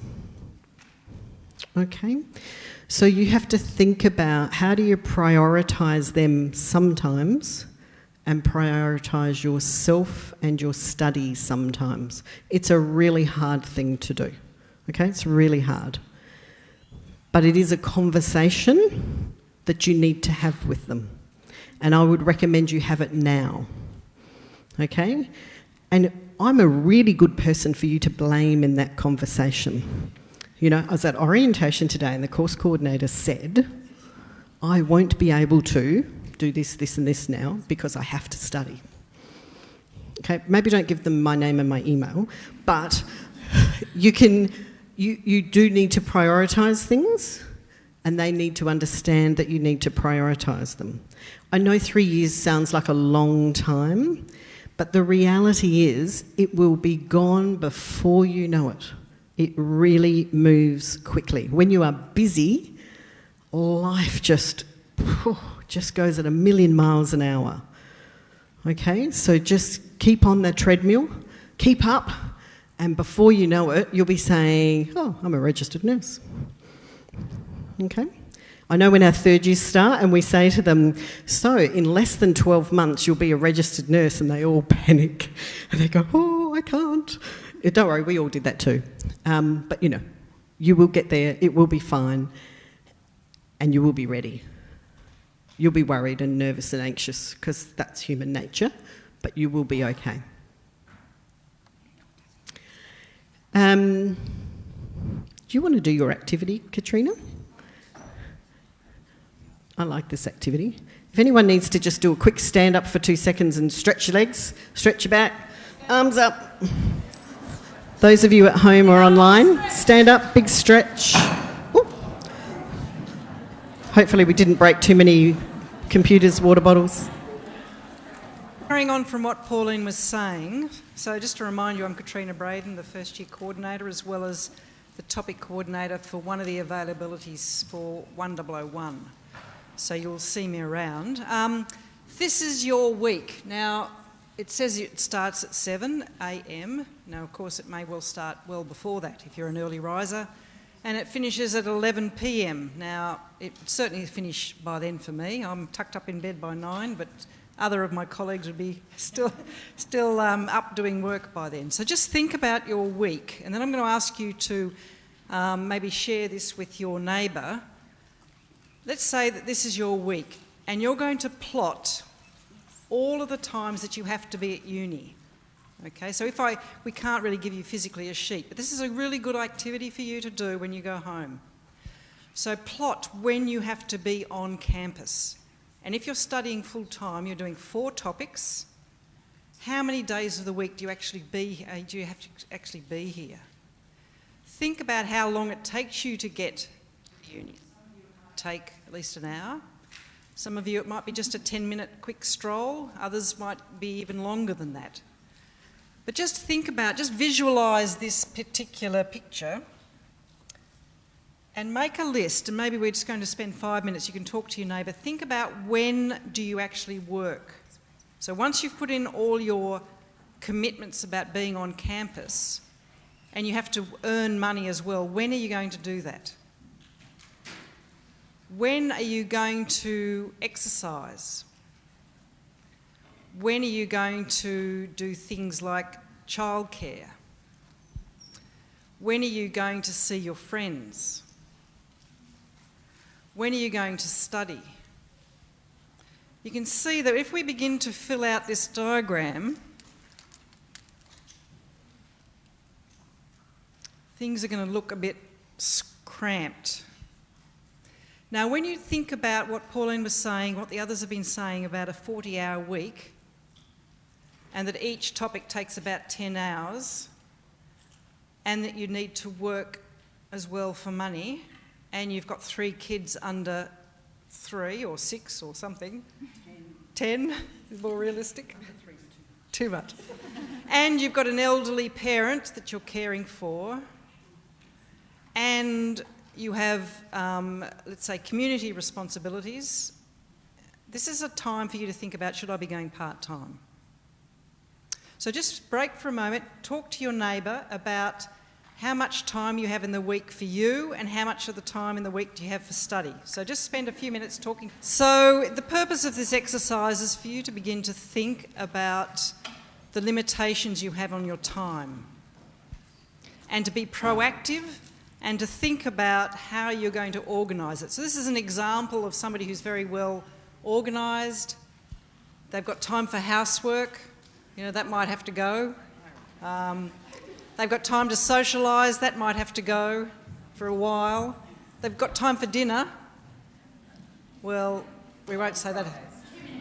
2-minute noodles, so it's reduced, down to 2 minutes. This person's at uni, is fortunate and they're only at uni for 2 days a week.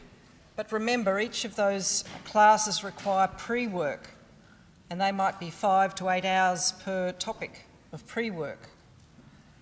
So it's where you've got to really think about how you're going to divide up your time. And if I said the number 1440, what do you think that represents? 1440. Anybody? Sorry?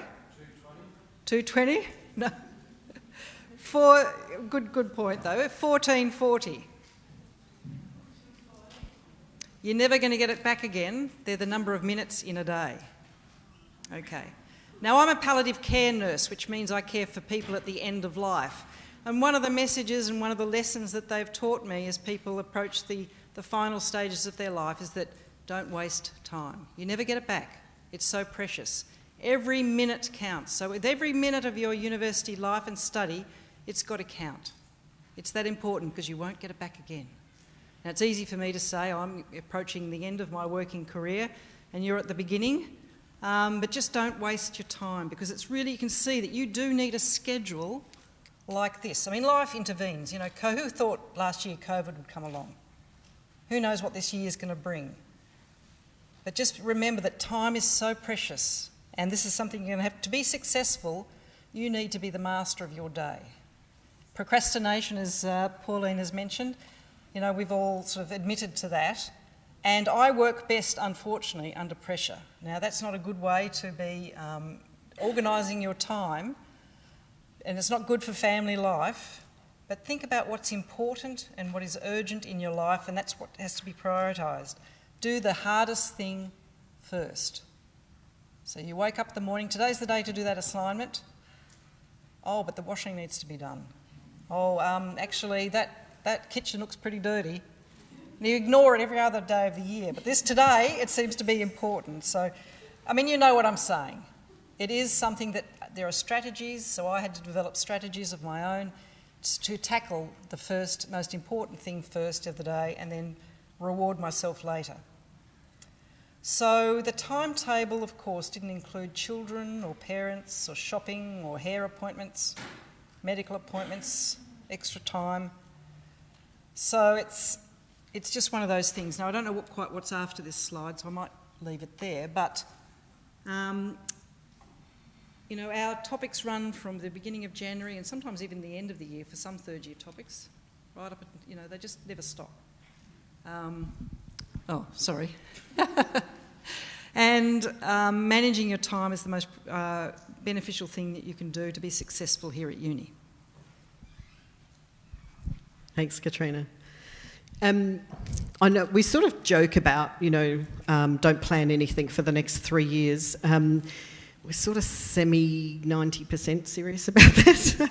And it is because we do need you to be able to do your placements, and we do need you to make sure that you can be a little bit flexible so you don't miss out on opportunities that you actually might like to take up. And so if you don't assume that placements will always happen at the exact moment that they're planned, then that will be helpful for you to be a little bit flexible. I think we've all come out of last year feeling a little bit more, or recognising we may need to be more flexible than we had perhaps previously been. I appreciate that last year was an incredibly stressful year for many people, but I would urge you to think about the positives that came out of it. For some of you, that may be that you've decided to change careers and become a nurse and return to study or come to university. For some of you, it may have changed things personally, but what's really important is that you take from it the lessons that you learned and apply them going forward to see how we can all do this and be better at this, because that's ultimately what we're going to have to do, whether we like it or not. So take those positive lessons and put them into practice. And I'm going to hand over to Danelle, our Student Engagement Coordinator. Thank you. Well, that's been really informative so far. I think I've even learnt some things as I'm going along. In fact, I got really excited about placements when Leanne was talking. In addition to being Student Engagement Coordinator, you'll also see me around. I'm a second and third year topic coordinator, and I will see you probably in the labs doing 1002. So you will see me around. I'm very accessible. So as we've been chatting today, some of it does sound a little bit overwhelming, and life can get like that sometimes. So my role, as per the slide that's up, is really just to support your journey. I'm not a counsellor by any means, but I'm a good listener, and my role is really to provide you with an avenue to seek support from areas that you might not be aware of. And given that many of you are new to whether it's university life or this particular university, you might not be aware of some of the services that are out there to support you and support your learning. Because sometimes it can get to the point where it's just all too hard and you don't think you're ever going to finish, or you don't think you're going to be able to even complete it, but you can, all right? So I'm here to help you along the way. So if you see me around, make sure you have a chat to me. So when might you see me? So more often than not, your topic coordinator may refer you to me. Often topic coordinators have hundreds and hundreds of students in their class, and even a tutor might refer you to me. It might be for reasons that perhaps you're not going to class, or you're turning up late a lot, or they're genuinely concerned for you or about you for whatever reason. Or perhaps you've emailed them and mentioned that you're anxious, you're stressed, there's a lot going on, something's happened in life, and they may refer you to me to hook you in with some services. All right, and they'll introduce me to you probably in that email, and then I will touch base with you. I like to meet you, so I will, when I touch base, I'll offer for you to come into my office and have a chat face to face. But if you're not comfortable with that, I'm also happy to do a Teams meeting or even a telephone chit chat. So from there, I will then hopefully connect you with a service that may be able to help you better. You can also contact me directly. My details are up there on the bottom. If you feel that you've got something very confidential, for example, and you don't want everyone knowing, or for whatever reason, you're welcome to come and see me and we can have a chat, and again I can link you in with some services, and perhaps I can chat to you or communicate with your topic coordinator on behalf of you or something like that. All right, so I hope you see that so far my role will be to support you, because it can get hard sometimes. But sometimes they're just little blips and you just need someone to put you on that right path, or just someone to say, it's okay, there's someone here who can help you. The sort of services I may link you in with might be health, counselling and disability services. They're awesome. They offer up to 6 free counselling sessions for you per year. And they're really handy for whether it's personal or academic, like exam stress, maybe you need some strategies for study or procrastination, and those sort of services are available to you to help get you on track. I know that Dadi introduced herself earlier as a disability person, a support person or contact person, and you might find or not realise that perhaps you might be entitled to or available. You might be eligible for a disability access plan, which will also help with your learning in class or whatever it may be. All right, there's so many other organisations and services that I can link you in with. I think FUSA, or the Flinders Student Association, Flinders University Student Association, FUSA, everything are acronyms. They have lots of financial counselling, academic advocacy services. They also have a group of societies and clubs if you want to sort of network and get really ingrained into the university and be involved in clubs and things like that. And sometimes that's a good resource as well. There's also Oasis. In week 0, you're likely to come across Oasis, which is a wellness centre, and they provide yoga, meditation, they have counselling and all sorts of services there. So there is a lot out there and you may not be aware of it.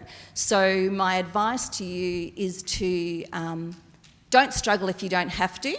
All right, so always touch base with your topic coordinator firstly if you can, and seek help early. So you might think you're sailing, everything's going well, and that's okay. But sometimes things do happen. Life happens. We've all got families or social circumstances or whatever. No one's got that perfect life. So there is something and someone here to help you and support you along the way.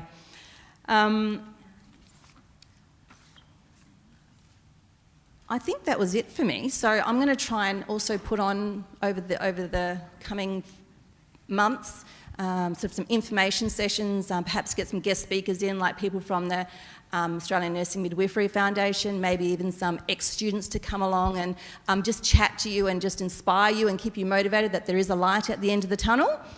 But like I said, my door is open. I have an open door policy. I do prefer an email with an appointment because often I am teaching, but I want to make sure that I am still there for you. Again, my details are along the top. So just remember that your nursing journey is not always going to be easy, but it will be worth it in the end. All right, that's about it, really, just short and sweet. That's great. Thank you very much, Danelle. I'm just going to move to the next slide. So I think those messages about, stay healthy, have fun, be positive, make sure you eat well. That's going to be, so we joke about 2-minute noodles, but, you need to add something to those 2-minute noodles to, some protein, some vegetables, okay.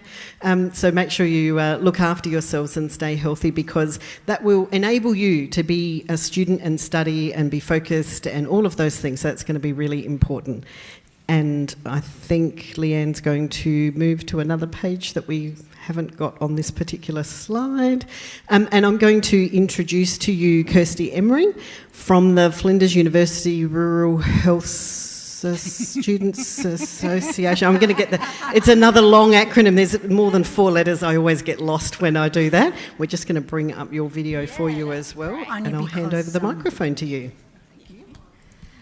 Thank you. While Leanne's doing that, I'll just give you a brief introduction. So my name's Kirsty. I'm the co-president of the Flinders University Rural Health Society. Oh, it's terrible. I'd just like to note that I was co-president last year too. Usually we just call it FIRS, which is a lot easier. We have an amazing group on campus who is every health discipline that we have. So it's medicine, it's nursing, it's allied health. It's a great society. It's federally funded, so most of the things we do are free or very low cost. We do some cultural awareness seminars. We do a snake handling night. This year we're having a camp in the Riverland. So it's handy to have, it's a really fun society to be in, and you get to do things like we have a plastering night. So you're there learning from clinicians about how to actually plaster arms in different scenarios. And what we've learned over the last few years is that a lot of the time when you're in class, you're just learning theory. And a lot of this stuff is practical and it's fun. And we'll have optometry students there who would never normally get to plaster, or you learn how to cannulate and do all sorts of really interesting things with a lot of other people who are like-minded and have passionate about rural health. So, how you going, man? Oh, not well. Nah. You're only making me slightly nervous. Nah, it's all good. It's all good. We'll get there. That's it. It's not on there, though. No, it's not there. You got to go into the YouTube. I think you need to do YouTube as well. I thought I did you were that. typing over the URL.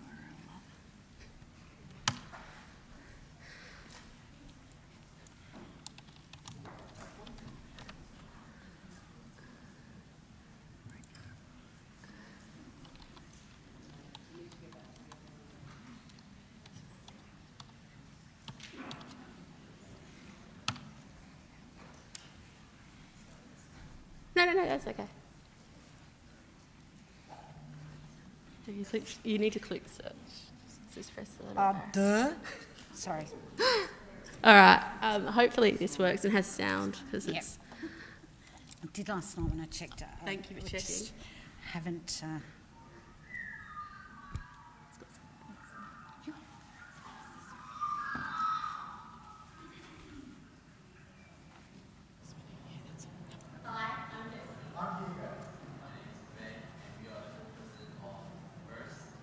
So FIRS is Flinders University Rural Health Society, and FIRS is all about giving students the opportunity who have an interest in rural country practice to get exposed to it. So we run events all about the year, which is all about giving you guys a little taste of the country. So some of the events that we run throughout the year are like our rural high school visits, where we go out to rural high schools and talk to students there and tell them about the degrees that we're studying. Great thing about it as well is you also get to see lots of attractions the state has to offer, like the big orange out in the Riverland and the painted silos of Canal. Other events we run as well are experiences for the Royal Flying Doctors, where some people even get to go on the ride-along program with them. We always have our plastering night and wilderness health night, where we have the snake catchers come over, talk and tell and show us all the snakes that they catch over the years. We've got a quiz night coming up this year, as well as the new Riverland camp. So great things happening. So enough of us talking about it. How about hear about the experience from new graduating class first members? Hi everyone, my name is Alison and I'm a speech pathologist working with Country Health in the Riverland. I've been here for 12 months now after graduating from Flinders in 2019. And during my time at Flinders, FIRS was a huge part of my whole university experience. I started out as the discipline rep for speech pathology, and then in my third year I had the opportunity to be the co-president for Allied Health. And if I had to pick my best experience from my time with FIRS, it would probably be a combination of all the rural high school visits. So I had the chance to go out to Renmark a couple of times and also to Mount Gambier. And these visits are when you go out with a bunch of other first members to a rural town, either for a day or overnight, and I guess present to rural high school students, encouraging them to come to uni and study a health degree and sharing what you love about your degree. But at the same time, you just get to meet a whole bunch of other uni students from different health degrees and get to know what they're studying, but also just have a bit of fun. I think either way, if you sort of know that you want to work somewhere rural after you graduate, or if you just want to meet some other people while you're studying at uni, either way, I think going FIRS would be great. Hello, my name's Sam. Currently just an everyday member of FIRS. In the past, in 2019, I was the co-president of medicine. Currently a final-year medical student and also the president of the Flinders Medical Student Society. I decided to join FIRS in my first year of uni because I was interested in rural health. I grew up in a semi-rural location and was pretty keen to sort of get involved in that throughout medical school. It seemed like a really friendly bunch of people. My favourite experience with FIRS, it's pretty hard to actually think of what the best one was. There's quite a few. I think probably the RFS experience where you get to go up with the Royal Flying Doctor Service and see what they do for the day, and sit in the plane and see what happens. I thought that was pretty amazing. But I also really enjoyed some of the other events like Wilderness Health Night, and even just getting to meet a bunch of like-minded sort of students was a really great experience, especially the fact that it was multidisciplinary, so it's all of health, so it got me just out of being just in the medical sphere and getting to meet a whole bunch of people doing a whole bunch of really interesting degrees. In terms of where I see myself going in the future, I'm pretty keen in career in rural medicine. I got to spend my third year in the Rosa Valley, which is sort of like semi-rural, and had a really great time there, and pretty keen to go back to working in that kind of environment.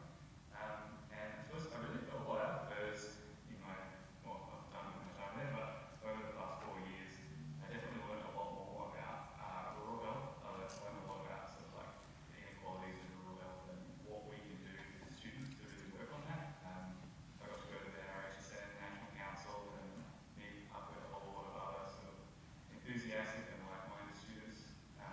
They taught me a lot and it was a really interesting experience. And also, like I said, I got to meet so many different people around me from so many different degrees that I've never had a chance to interact with otherwise. And they've been a really great bunch of my friends. So yeah, it's been a really great experience and I definitely recommend you join up. So if you'd like to become a member of FIRS, register at the NRHSN website, and if you want to keep up to date with all our events and what we've got going on, follow us on Facebook.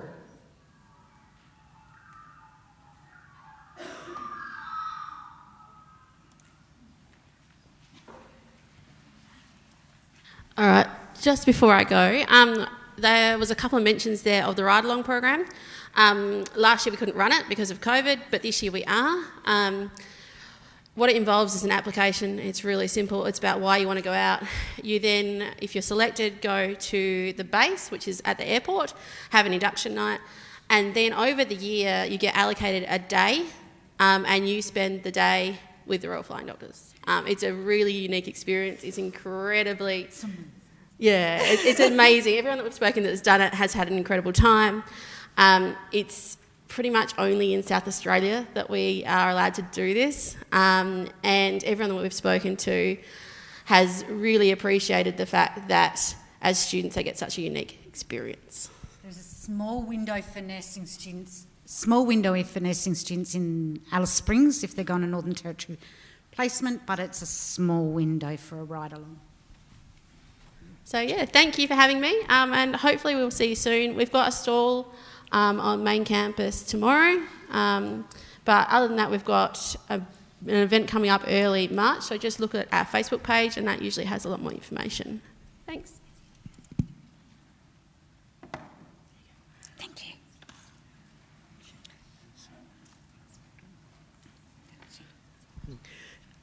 So thanks very much, Kirsty. That brings us to the end of the majority of our presentation. There's some questions online. If people have burning questions, we have a little bit of time to answer those now. So I'm not sure if, Alicia, if there are any burning questions we could answer now? There are quite a few, but we are mindful of time. So have we got many more presentations? No, we're done. questions. Okay, cool. So I guess there's lots of questions about placements mainly at the moment still. And what if you can't afford to have the injections that you're required to have? What happens then? So in terms of, at the beginning of the university course, there's quite a few expenses. Textbooks, uniforms, vaccinations. So we understand that. The university has some short-term small loans that they can assist with. So the financial services from FUSA, so Flinders University Student Association, FUSA. If you have a look on their page, you'll see the lists there of opportunities for some short-term loans for you to get across this sort of hump that happens at the beginning of the year with the extra costs and things that you have. Some of them don't all have to be this week. So I think really read through everything, look at the information and work out which are the bits that might be able to wait for another fortnight, for another pay cycle perhaps, those kinds of things, and see if you can balance them out a little bit as well. In terms of uniforms, Valerie Travis is where we get the uniforms from for here, and they are here on campus today and tomorrow that you can put in orders, but you can go online as well and order those. You do need them to wear into your laboratory sessions, so if you're enrolled in Nurse 1002, you'll need them in semester 1. If you're not enrolled in placement topics or that topic this year, you don't need that uniform until next year. Okay, so that might be something that you can delay if you're not doing those topics this year, if you're part-time. So have a think about those sorts of things. I think we had a question over there. We just have to get the microphone because it's being recorded and we have people listening. With the vaccination thing, I found I was missing one, and if it was part of the school program that you were meant to have it in the school program, sometimes you don't have to pay for it. Okay, that's good information. Thank you. Key message there. Check your Medicare immunisation record before you start your vaccinations. Well done. So if you don't have one, you can go on to the mygov.sa, I think is the right thing. So you can get that information from your Medicare number about your vaccinations. Okay, just need to be a bit quiet or we won't be able to hear people's questions. Deb, you've got one in the middle there somewhere? If we haven't had all of our Hep B shots, but we're on the way to progressing them, and placement comes up before we've had, say, our 3rd dose, are we still allowed to take placement, or do we have to have all of them? So what you need to Leanne. What you need to do is ensure that as you're working through your vaccinations, you reload your vaccination certificate onto the in-place. So every time something changes, you upload the new completed document onto in-place. That way we can see that you're working on them and that we can predict a timeline and try and facilitate your placement to best meet your needs. Yes, you will need to have the 90% of your compliance completed in first year. Got a couple of questions about tattoos and jewellery and things like that. The best place to go for that is the placement website. It's got all the information on there in terms of like what you can do with your hair, what you can wear, what's appropriate if you've got any religious clothing that you wear as well. All of that information is on the placement website, but I'm not sure if you want to add anything to that, Leanne. No, placement website's your first port of call. If you're not sure after that, please go to the placement team. If you're not sure after that, then you'll be directed further. Okay, we've got a question in the middle. Well, we've all been on the placement website regarding tattoos because a lot of us do have them, and we're still confused, like, because we've called up the uni, they've said something completely different, and then the placement thing says something different, then we call back and then they say, oh yeah, that's different, and like there's no consistency. Yeah. Welcome to nursing. So the reality is tattoos can be offensive. Okay, your clientele may perceive them as offensive. If you can cover them up, that is the best position to be in. If they are, if they're on your face and it's hard to cover them up, then you may be asked to wear makeup to cover them up during a placement. It will depend to some degree on where you go to placement. So if you go to a private health provider that has a specific clientele, they may expect X. If you go to an SA health environment that has a clientele of Y, they may not be as worried. Okay, so that's why it's a little bit grey. Does that make sense? Does that help?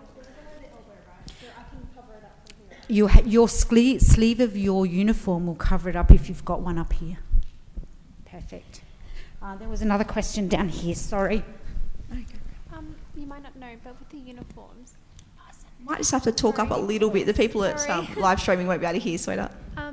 I couldn't tell, but when we ordered the uniforms, did it come with the embroidery already, or?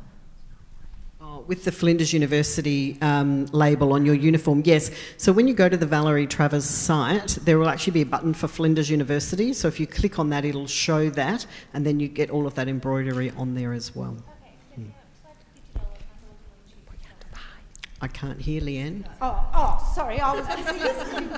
It came up to like $50 or something, so I wasn't sure. It seemed really cheap. It seemed a bit cheap because it was only $50 for a uniform top. That's a first. Being told it's cheap is not usually what people tell us. But that is, of course, just the top. You have to purchase your own trousers and shoes, and I highly recommend that you invest in a good quality pair of shoes. If you're going to spend money on anything, spend it on that, because they will keep your back, your knees, your hips, everything protected when you're on your feet all day. So some of you may be very active people, might not have a problem being on your feet all day. Some of you may work in part-time jobs where you're on your feet a lot.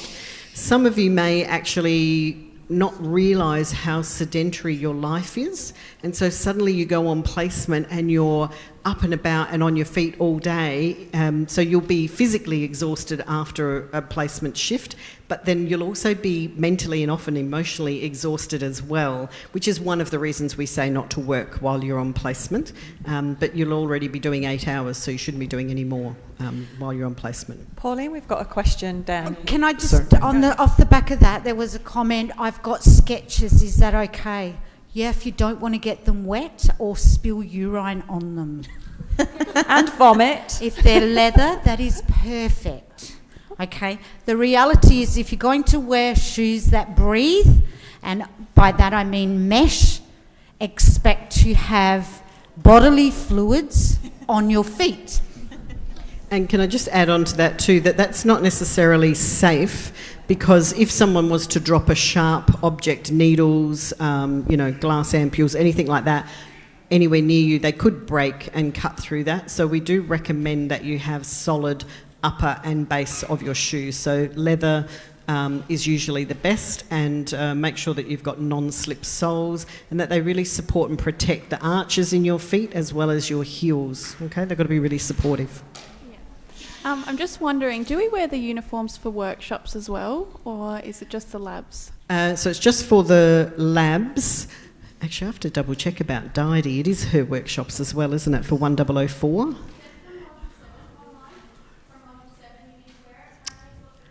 Look at this. People are reading ahead. Oh my goodness. I'm so impressed. I'm so excited.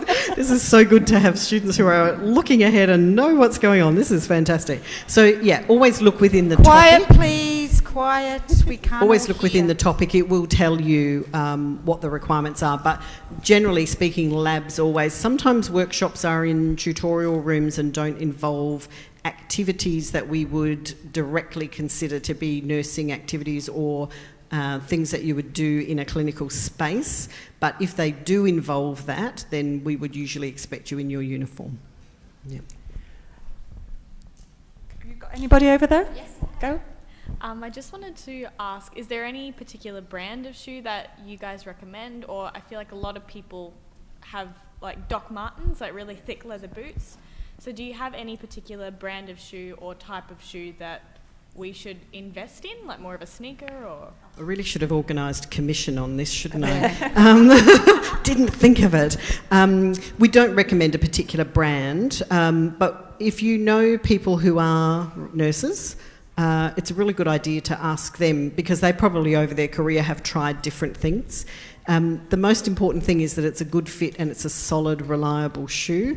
To be honest, if you Google, good shoes for healthcare workers, you'll come up with lots of recommendations. Since COVID has happened, there is a Adopt a Healthcare Worker Facebook page for SA, and there's actually been a discussion on there recently about shoes, who can recommend good shoes. So it's literally been on there recently. So I recommend go have a look there because there's registered nurses on there talking about what they've found to be really good and a good purchase in terms of good for you, but also not too expensive. So, other questions? We've got a couple of questions about where to buy, the best place to buy Fob Watches, and do they need a stethoscope? The stethoscope question is really interesting. Some of you might have got a present, for Christmas or something. It's not essential that you have one, okay? So don't feel like that's something you have to purchase. When you are in a clinical environment, if you need a stethoscope, they will be provided for you. With COVID, people have become a little bit more particular about having their own pieces of equipment, which is understandable. What you would normally do when sharing equipment is always to clean them before you use them anyway. That would be normal practice, as you will do here in the Nursing Skills Laboratories. But if you would like your own, by all means you can have one. And I would recommend that you label it carefully. People who don't have them like the look of them when other people have them. So label it carefully, look after it, and there will be a lot of people with a pink one, just letting you know. If you think that's going to be unique and stand out, it probably won't. But you can get them from the various medical supply places that, if you Google medical supplies and, I'm trying to think of the right word, I don't want to say resources, there's another word, I'll think of it in a minute. So you can order those from there. Fob watches are really important. You can't wear wristwatches when you're in a clinical environment, and it is sometimes your hands are busy and you can't be looking at things. You certainly can't be looking at your phone. So having a fob watch that hangs upside down that you can read by literally just looking down is really important. And there's lots of those around. You'll notice at some of the stands and stalls, the various nursing equipment and places. I think Valerie Travers actually provides some as well. A lot of students used to buy a thing that is sometimes called a bum bag. It's kind of like it's almost like a nurse's tool belt. You don't need to get one of those, and again, lots of places won't let you wear them because of the transfer of and risk of infection going from person to person, leaning over people. Really, you should be using equipment that is provided in the clinical environment, so you don't have to turn up with your own equipment all the time. The most important thing you can get, I don't know if have we got any of the pens left in the boxes? If you can find yourself a multicoloured pen. That is always going to be important, because when you're taking somebody's vital signs, their OBS, you need different coloured pens for charting. There you go. So just a good old-fashioned multicoloured pen. That is really the most important piece of equipment that you need on you. And can I say that nurses, and I think we'd have to all admit to this, are incredibly good at stealing people's pens. I literally have a drawer full in my office, and yes, our professional staff will tell you that when we leave their offices, they're always missing a pen. I don't know why. We just all do it, don't we? Because we know we need a pen. So yes, be good at holding on to those pens when you get them, because you will need them, that's for sure. Oh, here we go. So just as an example, this is an e-nurse website. It's an Australian provider of nursing equipment, so it might be something that you might choose to explore around a whole range of equipment that you might choose to buy. I cannot reiterate, the bag, the utility kit, is an infection control issue. If you buy it, it will be a waste of $69.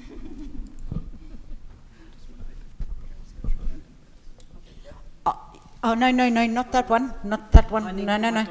Yeah. I'm sorry, I didn't have my glasses on. This one here. So they call them buddy bags. They call them a whole range of things. This one comes with some equipment in it.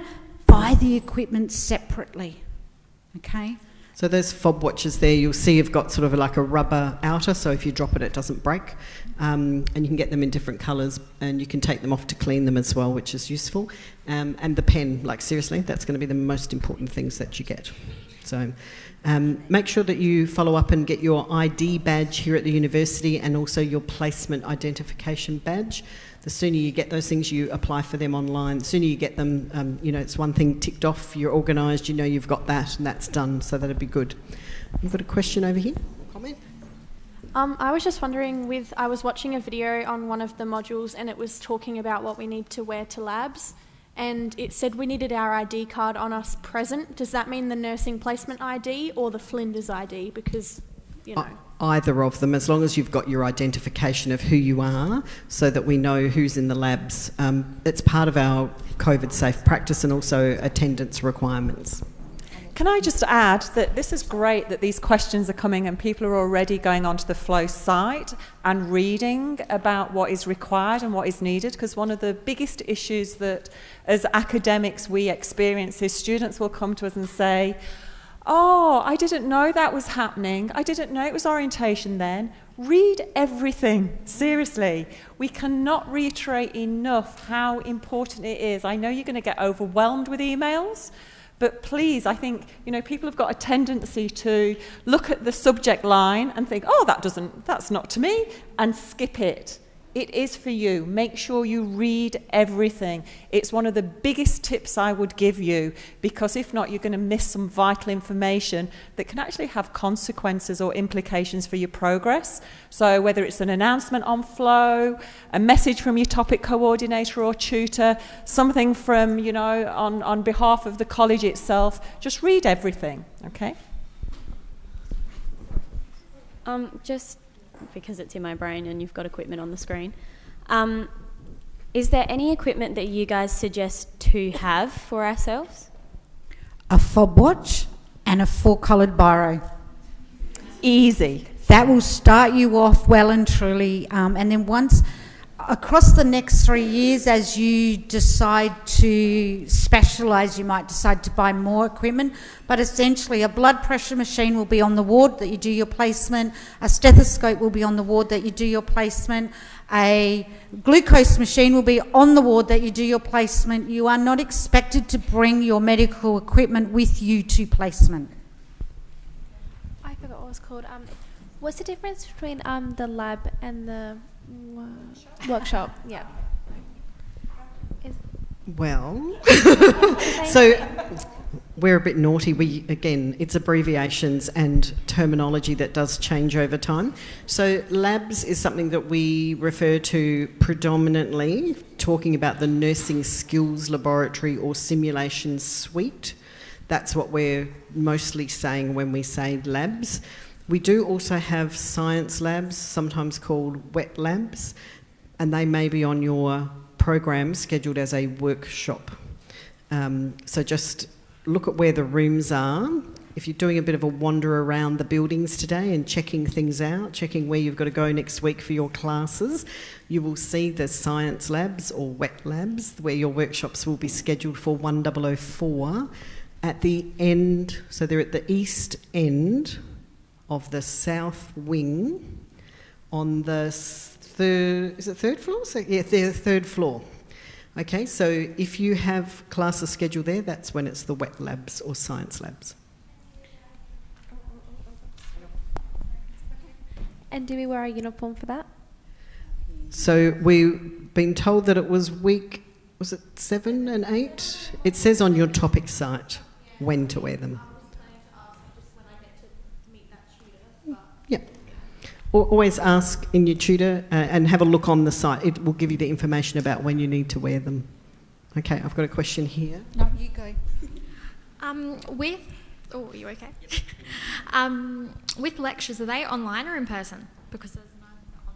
Yeah, so because you are a large cohort, and you can see that we can barely fit you in this room, this is not all of you in your entry pathway. We've got another 500. So we've got other orientations this afternoon and tomorrow. We don't do live lectures because we can't fit you into the room. That's the short of it. What we do is provide sometimes video recordings, sometimes we'll direct you to something to read with a short synopsis video or summary that will go with that. So we do that traditional idea of a lecture in different ways. We try to keep them short because we know that attention spans for videos can be really hard unless they're an exciting movie, and most of us don't have a creative arts or drama degree, so we're not that entertaining on our videos, sorry. We're getting better. You will have videos to watch, and we do things like explain things on video. So it could be about your assignments, it could be a welcome to the topic video. There'll be various things in different topics. I just have 2 questions. I've just read somewhere that we have to wear masks for labs. Do we have to buy the single use, or they're provided for us? So masks are provided for you in the lab spaces where you need to wear them, and that at the moment is the requirement for the university where we can't guarantee the 1.5 metre distance for you. Okay. And I know there's been a lot of confusion with scrubs. Are we allowed to wear them, or is it just the plain black work pants? No. Uniforms on the placement website. Yeah, just the plain black pants. Plain black pants. For those of you who are thinking, oh, that's expensive and where am I going to get those from? The 2 places students tell us are good quality and reliable. And whilst I don't normally name a particular shop, but actually both Kmart and Target have good quality navy black, no, don't do navy anymore, do they? The black pants, which have pockets, which can be helpful, and they're usually a polyester base, which means they're easy to wash and not have to iron when you go on placement in between shifts and things like that, so you don't have to have multiple pairs of things. So students have told us that both of those places are quite good. The other place to think about, which if you're not a op shopper, you'll be surprised at how many really good quality things like that you can find for really cheap prices in the big op shops. So, Salvation Army, Vinnie's, Red Cross. And for those of you who maybe are not familiar with shopping in those areas or haven't done that before, you might be really surprised at the quality that you see. The other thing I would say is remember that you're actually giving back by funding the services that they do by purchasing things from them. So that's something to think about as well. Are there any... Oh, one more question. Oh, you go. We're all running. We're all eager, getting our steps up. On Flow it says there's things due for us to do before our topics for week 1. Do we have to do them, or are they just there for an outline? They're not there for fun, they're there for work. Yeah, look, we realise that there'll be some people who, for whatever reason, haven't figured out how to log on and do things, So there may be some people who turn up at classes next week, particularly if your first class is 8 a.m. on Monday morning and you haven't figured out there was stuff you were supposed to do. What it means, though, is that post that class, you'll have to play catch-up on that and then do the things for the next class, because there'll be pre-activities for the next class. So if you have time now, I recommend that you do it. We spend a lot of time, a lot of hours selecting what to put there for you. We don't just randomly say, read 200 pages of your textbook. We try to keep it confined to the things you really need to do, because we're not trying to overwork you. If you would do that would be great. You will get more out of your class if you come prepared. Yeah. Oh. Who's going up the back? Can I add to that? It really is important when it says pre-class activities or things to do before you attend your tutorial, to do those, because what will happen is in your tutorial you will be expected to already have some of that knowledge. So then the activities you do in the tutorial are going to be really difficult for you to be able to answer or contribute to. It's at your loss if you don't do them. So it's an expectation on our part as academics that that's part of your 40 hours of work, that you do that in your own time, because if you come to tutorials and you haven't done that work, then actually you're going to sit there going, what are they talking about? What do they mean? So yes, any of the pre-activities, please do. Some Okay. awesome questions. Thanks, guys. I've got a question up the back here. Sorry, I didn't see you up there. Where do you find those activities? Because I've never heard of those. They may be called different things, but if on your flow site, when you go onto a topic that you've registered into, and it'll have modules of week by week, it will also have, if there's activities to be undertaken or readings to be undertaken or videos to watch, it will be very clear on that flow topic site. Okay. You should all have access to Flow now. If you're all enrolled, is anyone not enrolled in any of their topics? Oh my God, that's awesome. Well done. So you get your access to Flow 1 week before your topics start. So don't worry if you don't see anything for semester 2 on there yet. You won't have access to them until they start 1 week before the topic starts. So if you're enrolled, you should have access now to all of your semester 1 topics. And as Deb said, you can jump on there and have a look at those pre-class requirements. Have a question? It's a bit of a silly question. There is no silly question. But for our readings, would you like us to just read over it and scan over it, or would you like us to take notes, or how would you like us, what's best? So again, once in your flow, they'll say to you, read this chapter and make notes to bring back to the class. Or it might just say, read this chapter, so that you're prepared for the class. There should be clear instructions in that flow site. Okay? That's a great question, isn't it, Deb?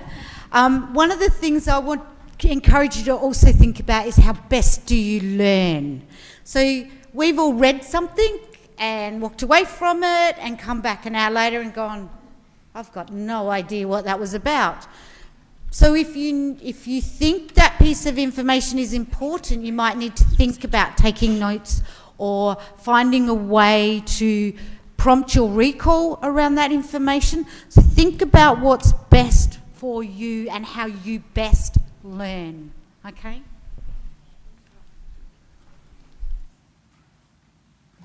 Just a heads up, 1003 has a required textbook. It didn't come up on the general site. So I think my microphone's run out. Yeah, I think so. Can you still hear? So some topics have a required textbook and 1003 is one of those. Beautiful. Yeah, and I know that when we did the orientation at the Riverland, it hasn't come out in the textbook list, but there definitely is an essential textbook you'll need for 1003. And I think there was another topic they mentioned in the Riverland as well. I can't remember which one it was. And that is but the 1003 one is psychology for health professionals. And I've spoken to the topic coordinator and highlighted that the book isn't up and she's in the process of making sure that that's available. Okay. I just had a couple of questions about children and babies at tutorials. We all love children, they're adorable, but tutorials and definitely labs, unfortunately, are not the place for children. We do have childcare facilities at Flinders. Sometimes the wait list can be a bit long, so I'd encourage you, if you do need childcare, to look into that as soon as possible. But for OC Health and Safety, we can't exceed the room capacity, and now more so due to COVID as well. But yeah, unfortunately, we can't accept children into tutorials, and definitely not into labs, as you can imagine. I'm just showing you quickly the 1001 flow site, just to show you, if you scroll through here, there's a lot to read. And lots of things to look at and do and investigate, and the textbooks are there. Some information about tutorials. Some of these things will be closed off to you. This is my version of the site.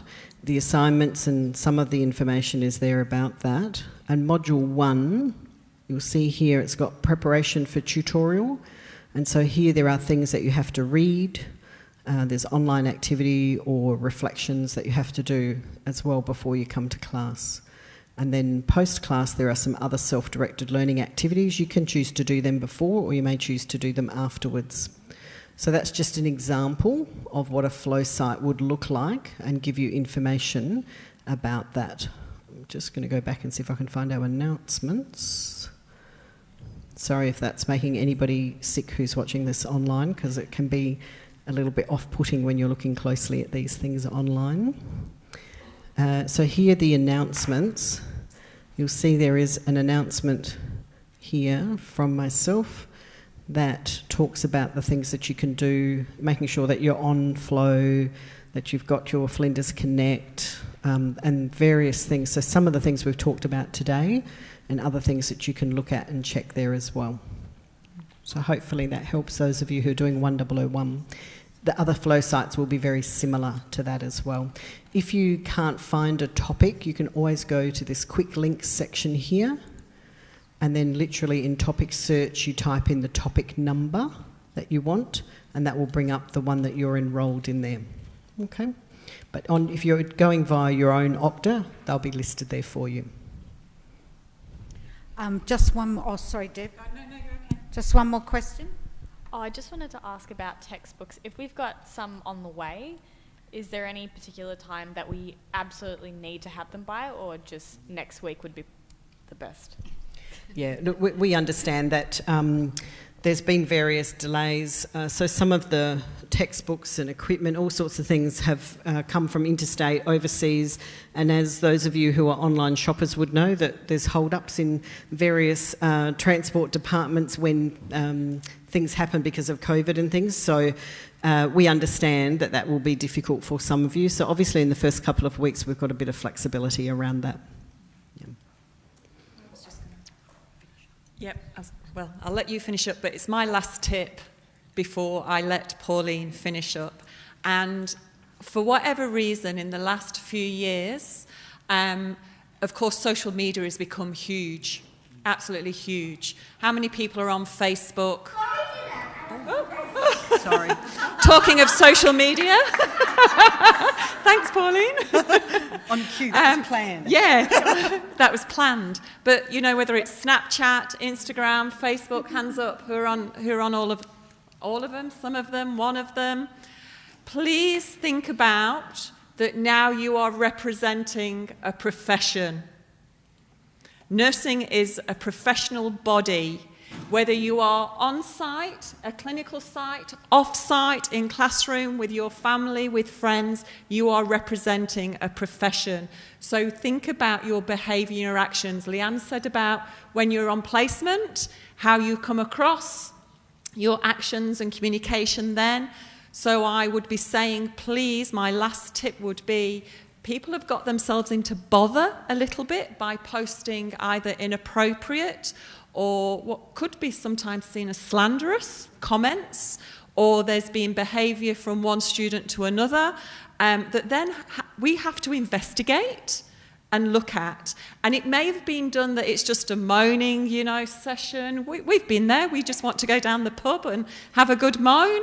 But when you're on a public site where you think information is private, it is not. Social media is not private. We get access to some of these things by various different ways. So all I'm asking is, please be respectful of each other. Think about your behaviour and your actions, particularly in light of social media. Okay? Off the back of that, just to also be aware that many health professional employers will now screen your social media profile prior to employment. And if the messaging that you present on your social platform is not commensurable with their philosophy and principles, you will not get employed. Okay? So be very respectful around your comments in social media space. No, we're not trying to scare you, but also I feel really confident that this group's like way ahead, So we're really impressed. I'm really looking forward to this year. This is going to be fantastic because you guys are just on the game already. This is fantastic. Thank you for coming today. Please have a look around the campus. Please explore, and we look forward to seeing you all next week. Thanks. So I'm not here for the next session, so you'll just make up something wonderful about me. What time does your next session start?